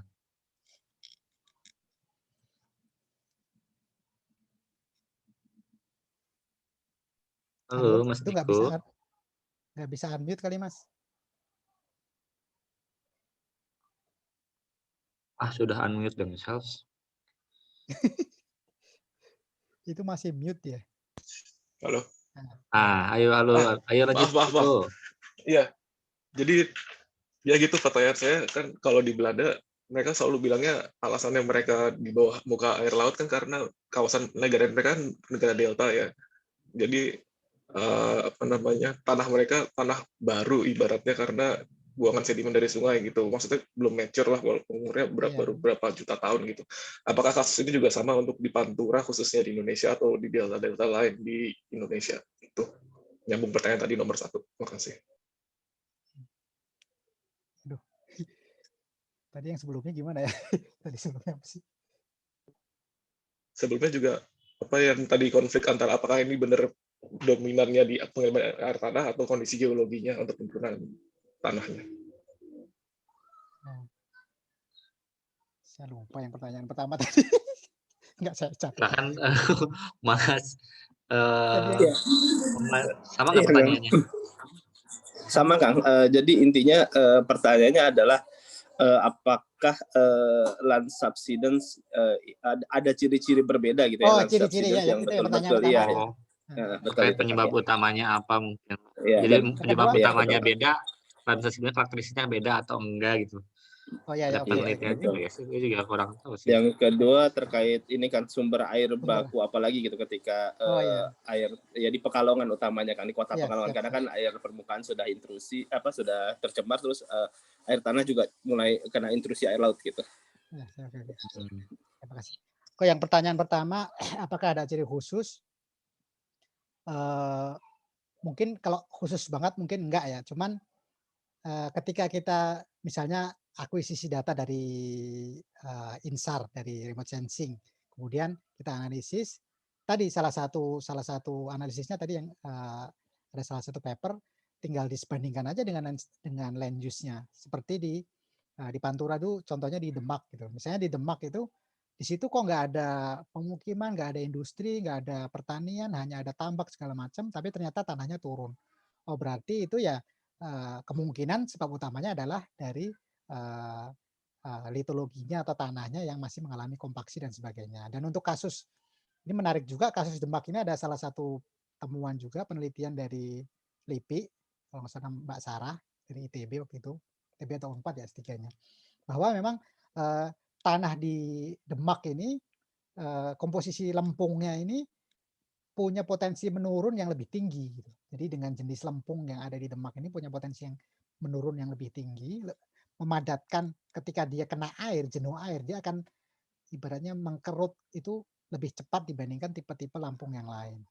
Atau misalnya di Pekalongan tadi dengan lempung yang cukup tebal di sana di kedalaman 0 sampai 40 itu kemungkinan apalagi sudah Badan Geologi sudah melakukan uji kompresibilitas bahwa kompresibilitasnya tinggi di lempung yang di kedalaman 40 itu. Jadi itu merupakan kontribusi juga terhadap penurunan tanah di Pekalongan. Kalau kondisi fisik, ciri fisik di lapangan,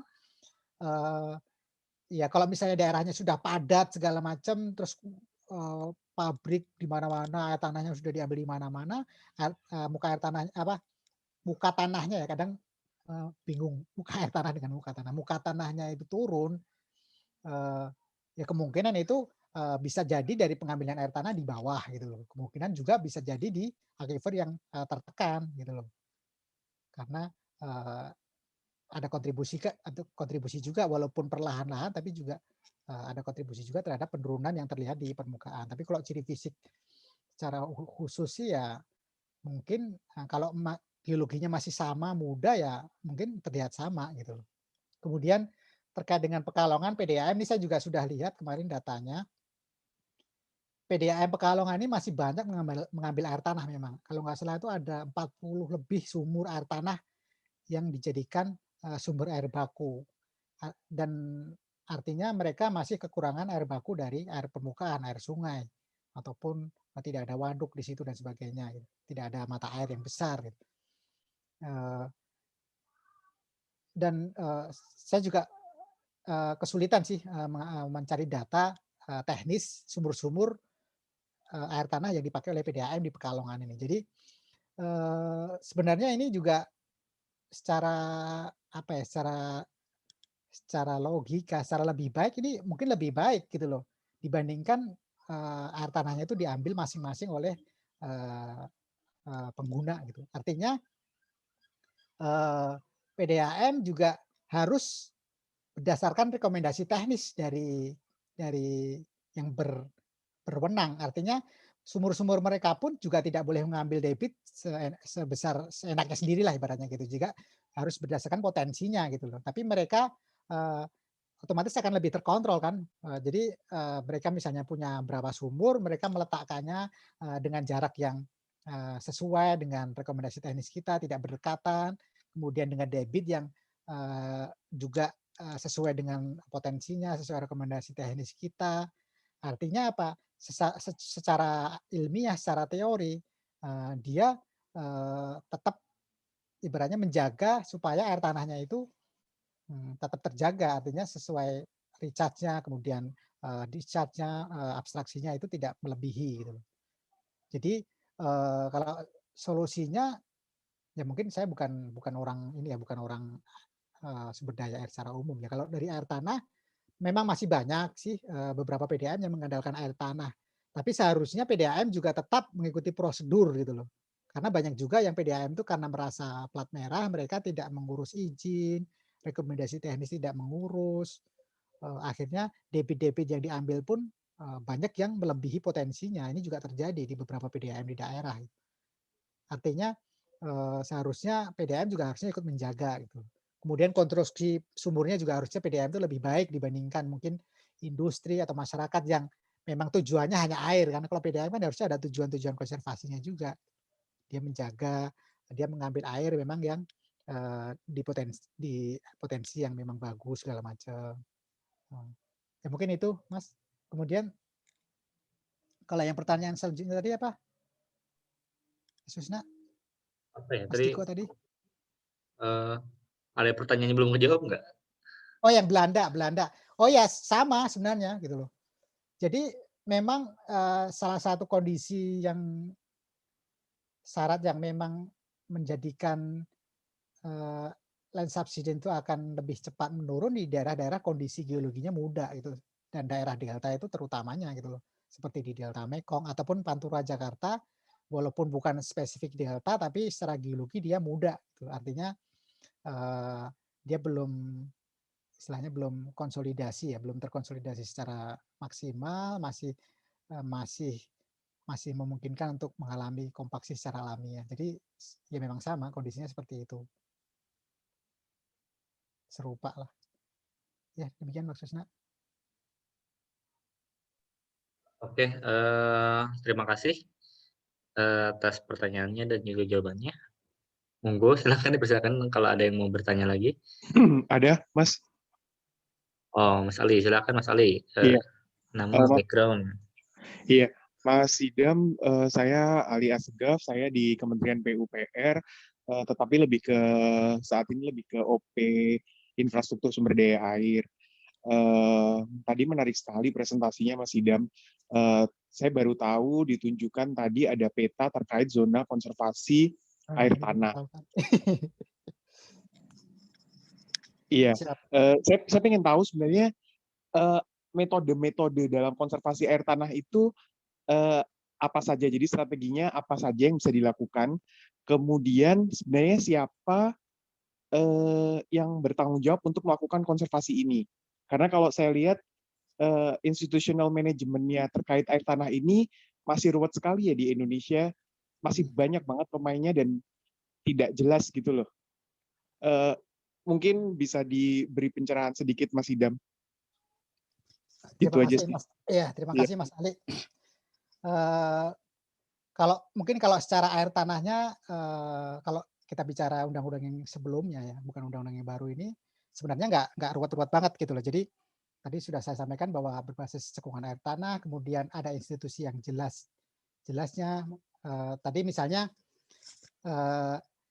kalau dari sisi pemerintah ya, pemerintah itu kan mengatur izinnya, gitu kan, mengatur izinnya, kemudian mengatur aturan-aturannya, kita membuat aturan gitu kan. Misalnya contohnya untuk izin, gitu.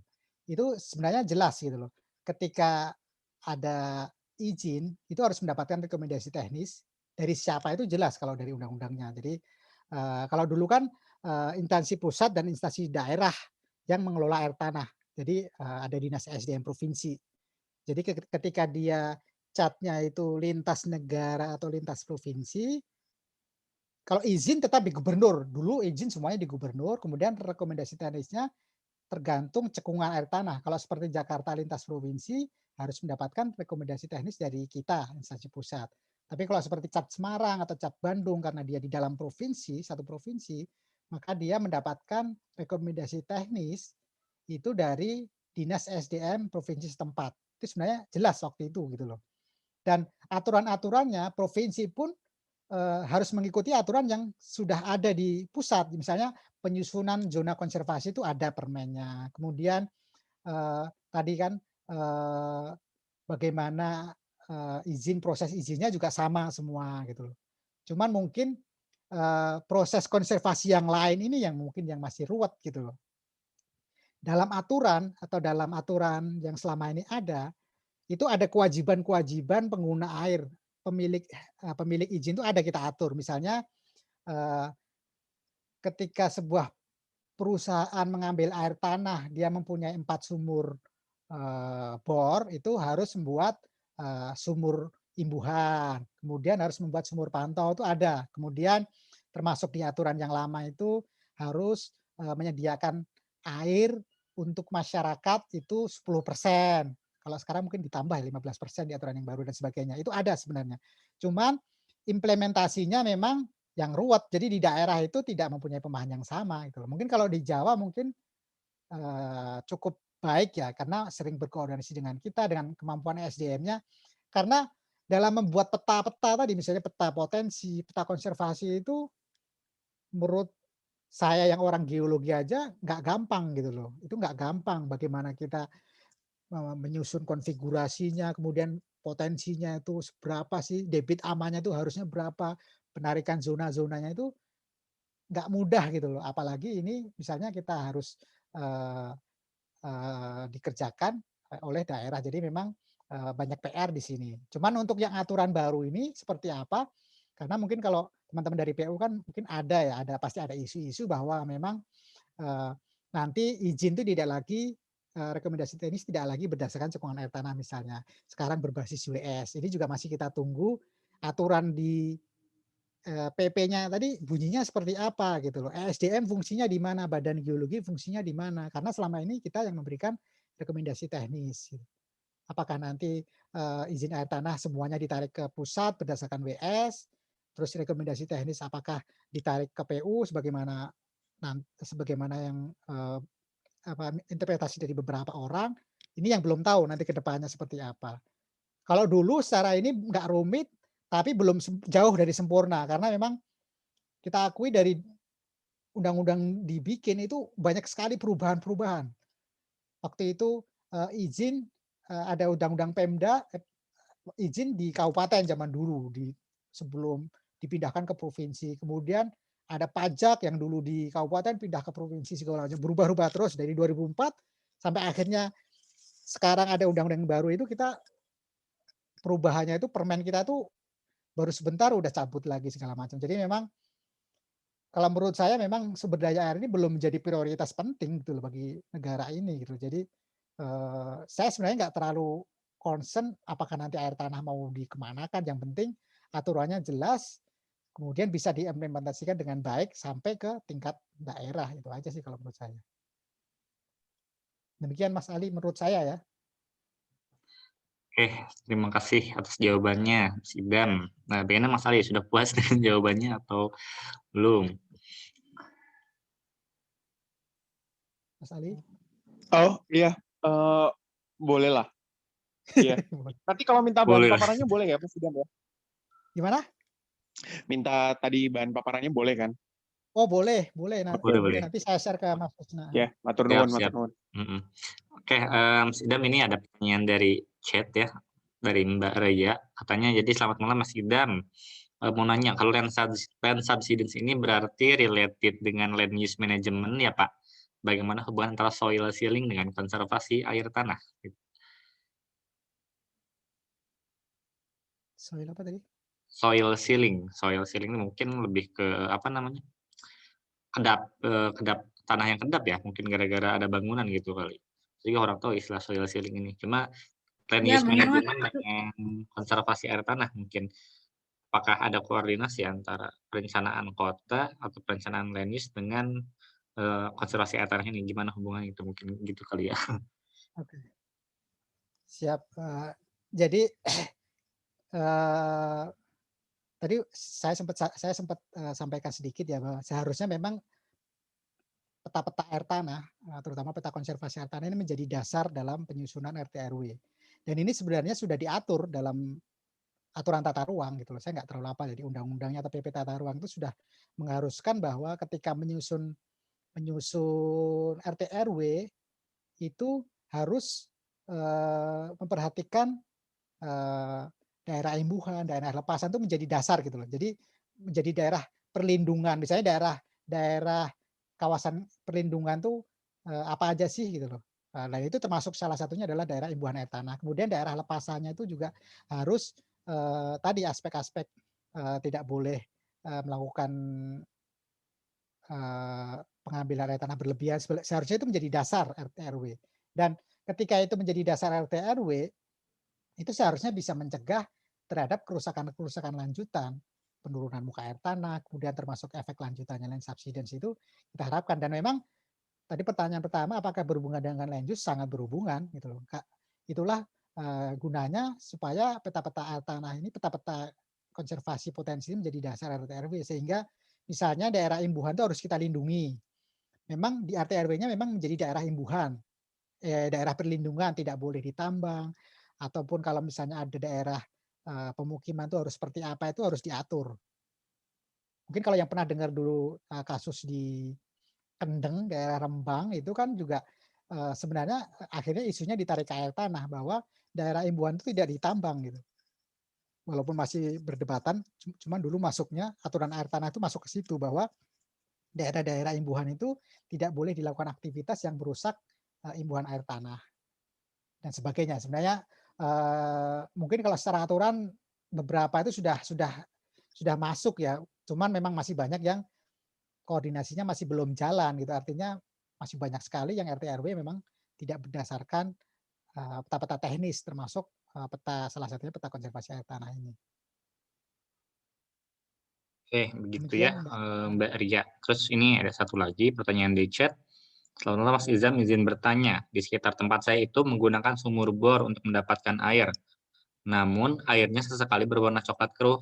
Yang ingin saya tanyakan, apabila air tanah kondisinya kurang baik, bisakah kita membersihkan air tanah tersebut supaya bersih kembali? Dan bagaimana caranya? Mungkin yang umum di lapangan terkait filtering atau pemurnian air tanah yang kualitasnya udah kurang baik ya, atau yang tercemar. Ada nggak case-nya pernah ngerjain di SDM atau itu KLH kayak gitu?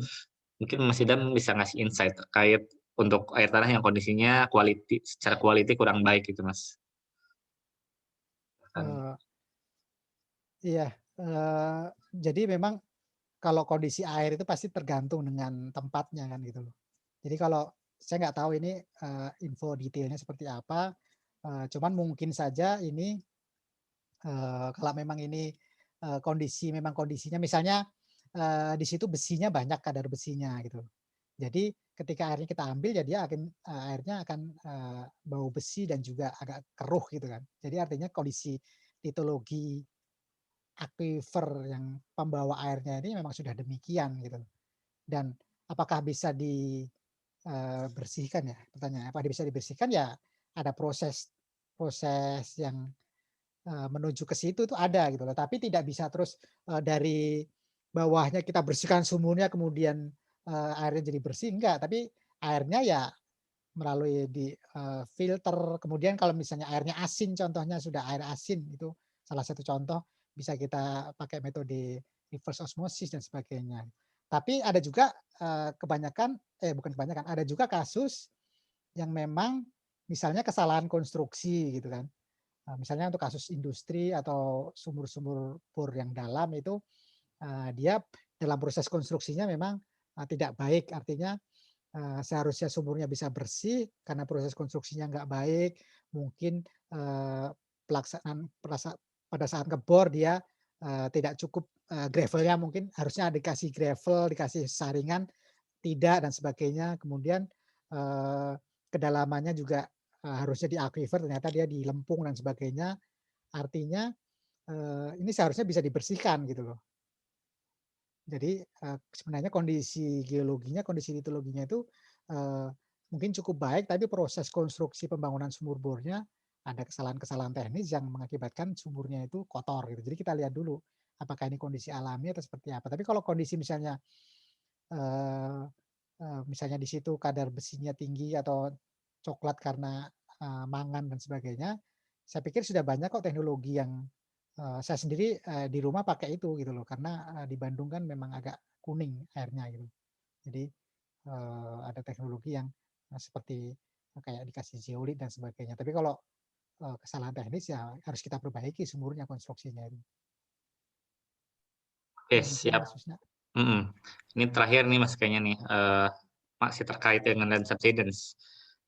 Tadi di paparan belum diceritakan soal rehabilitasi area yang terkena land subsidence. Apakah bisa dengan pembuatan sumur resapan atau ada cara lainnya? Dan pengaruhnya sebesar apa untuk mengurangi laju land subsidence si sumur resapan itu?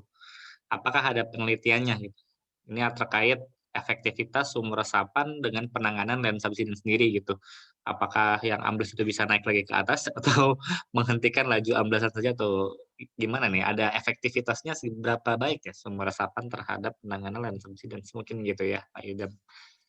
Silahkan.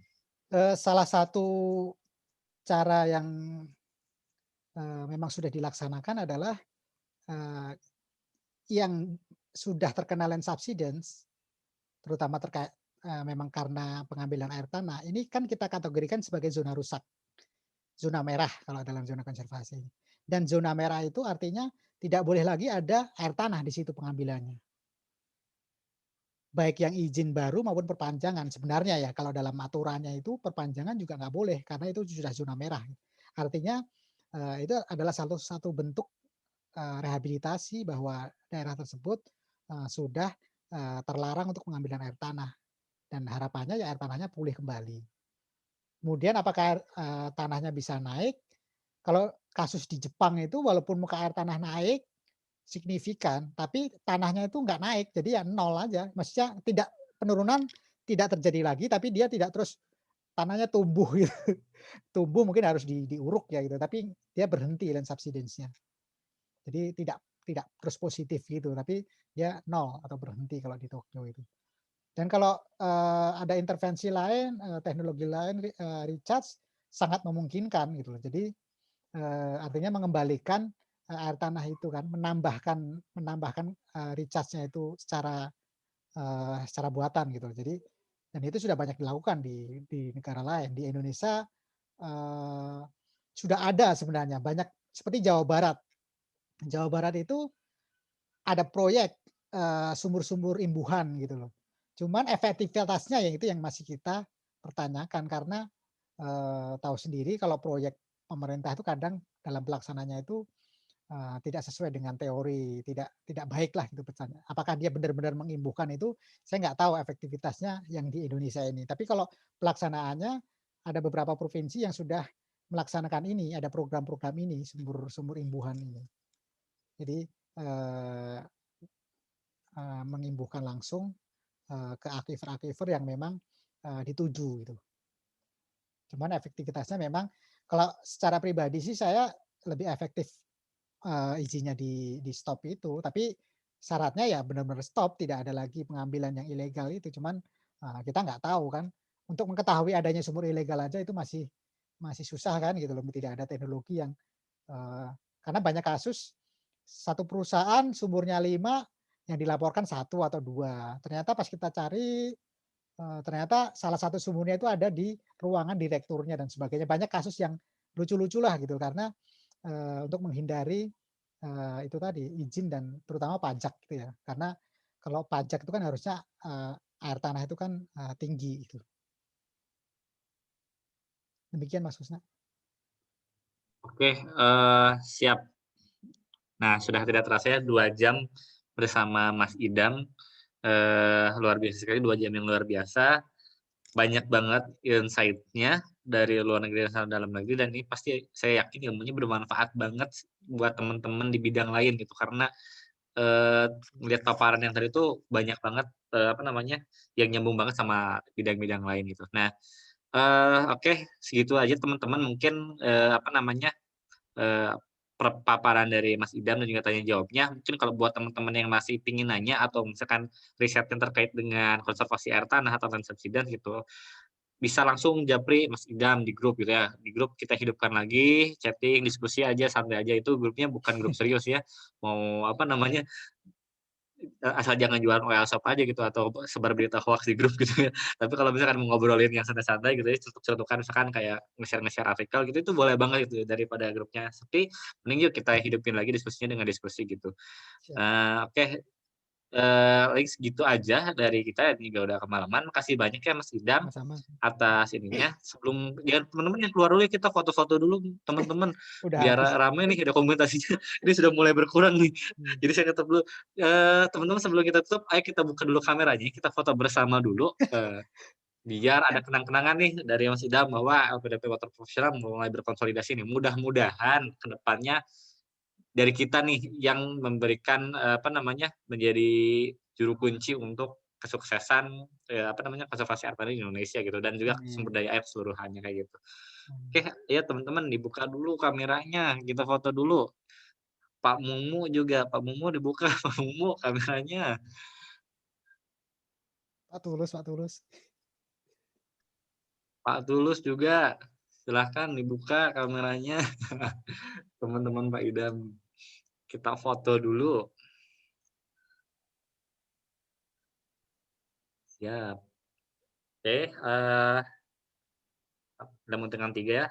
Saya screenshot 1, 2, 3. Kita kasih jempol dulu buat Mas Idam yang udah keren banget paparannya. Terima 1, kasih. 2. Bentar ya. Yang tadi belum saya kirim dulu di grup. Tahan dulu jempolnya, mohon maaf, tahan dulu jempolnya. Sabar. Oke, angkat lagi jempolnya. 1, 2, 3. Oke, nah buat teman-teman yang juga mau sharing-sharing terkait keilmuannya atau risetnya, bisa ya di grup LPDP Water Profesional, udah saya share linknya. Buat teman-teman dari luar juga dari instansi gitu yang mau kolaborasi untuk sharing, boleh juga. Kita kadang juga ada program untuk kolaborasi sama instansi luar atau NGO dan lainnya gitu. Buat ngobrol, mau apa, pokoknya tujuan kita adalah kita menghubungkan keilmuan kita, karena masalah air itu enggak satu bidang sendiri, tapi semuanya sebuah kolaborasi gitu. Saling ngasih masukan, saling kerjasama gitu. Kita juga mungkin tadi terkait konservasi air tanah, saya rasa banyak masalah terkait dengan masyarakatnya sendiri gitu yang tidak mau kesadaran. Mungkin orang-orang antropologi dan orang psikologi juga bisa membantu bagaimana membuat orang itu patuh terhadap hukum yang sudah dibikin gitu. Hukumnya udah bagus tapi orangnya nggak mau patuh, ribet juga gitu. Makanya buat teman-teman yang ada ide-ide untuk kita bikin ini langsung di grup ya. Di chat aja di grup, ramein, jangan malu-malu, kita hidupin. Mudah-mudahan kita makin bermanfaat dan dengan kolaborasi manfaat kita bisa makin banyak buat kalian. Oke, sekian dari saya dan Mas Idam. Mas Idam, ada kata-kata terakhir yang mau disampaikan kepada teman-teman terkait promo-promo apa gitu? Siapa tahu ada yang disampaikan. Gimana Mas Idam, Ya, ada? cukup lah. Cukup. Semoga Oke. semoga teman-teman yang di Indonesia, yang di Jakarta dan sekitarnya yang sedang banjirnya cepat surut. Dan juga Amin. ini kalau di Inggris kan sudah mulai vaksin, semoga di Indonesia juga semakin cepat vaksinnya, jadi semakin terbebas dari pandemi ini. Itu Ya, aja sih. amin ya. Amin ya rabbal alamin. Terima kasih juga Mas Idam atas saya. Semoga lancar ya Mas Idam yang kuliahnya, cepat PhD, cepat lulus, cepat Amin. balik ke Indonesia. Banyak banget kolaborasi dan silaturahmi ke Mas Idam nih. Jangan lama-lama ya Mas ya di sananya, segera pulang. Ayo kita Amin. Amin. diskusi kopi darat langsung, kayaknya lebih asik nih Mas Idam terkait kolaborasi secara langsung. Itu aja paling, makasih semuanya. Mohon maaf apabila ada kekurangan, apabila ada saran-saran atau masukan bisa disampaikan di grup atau di japri ke saya atau Mas Idam juga boleh. Saya pamit undur diri. Terima kasih. Assalamualaikum warahmatullahi wabarakatuh.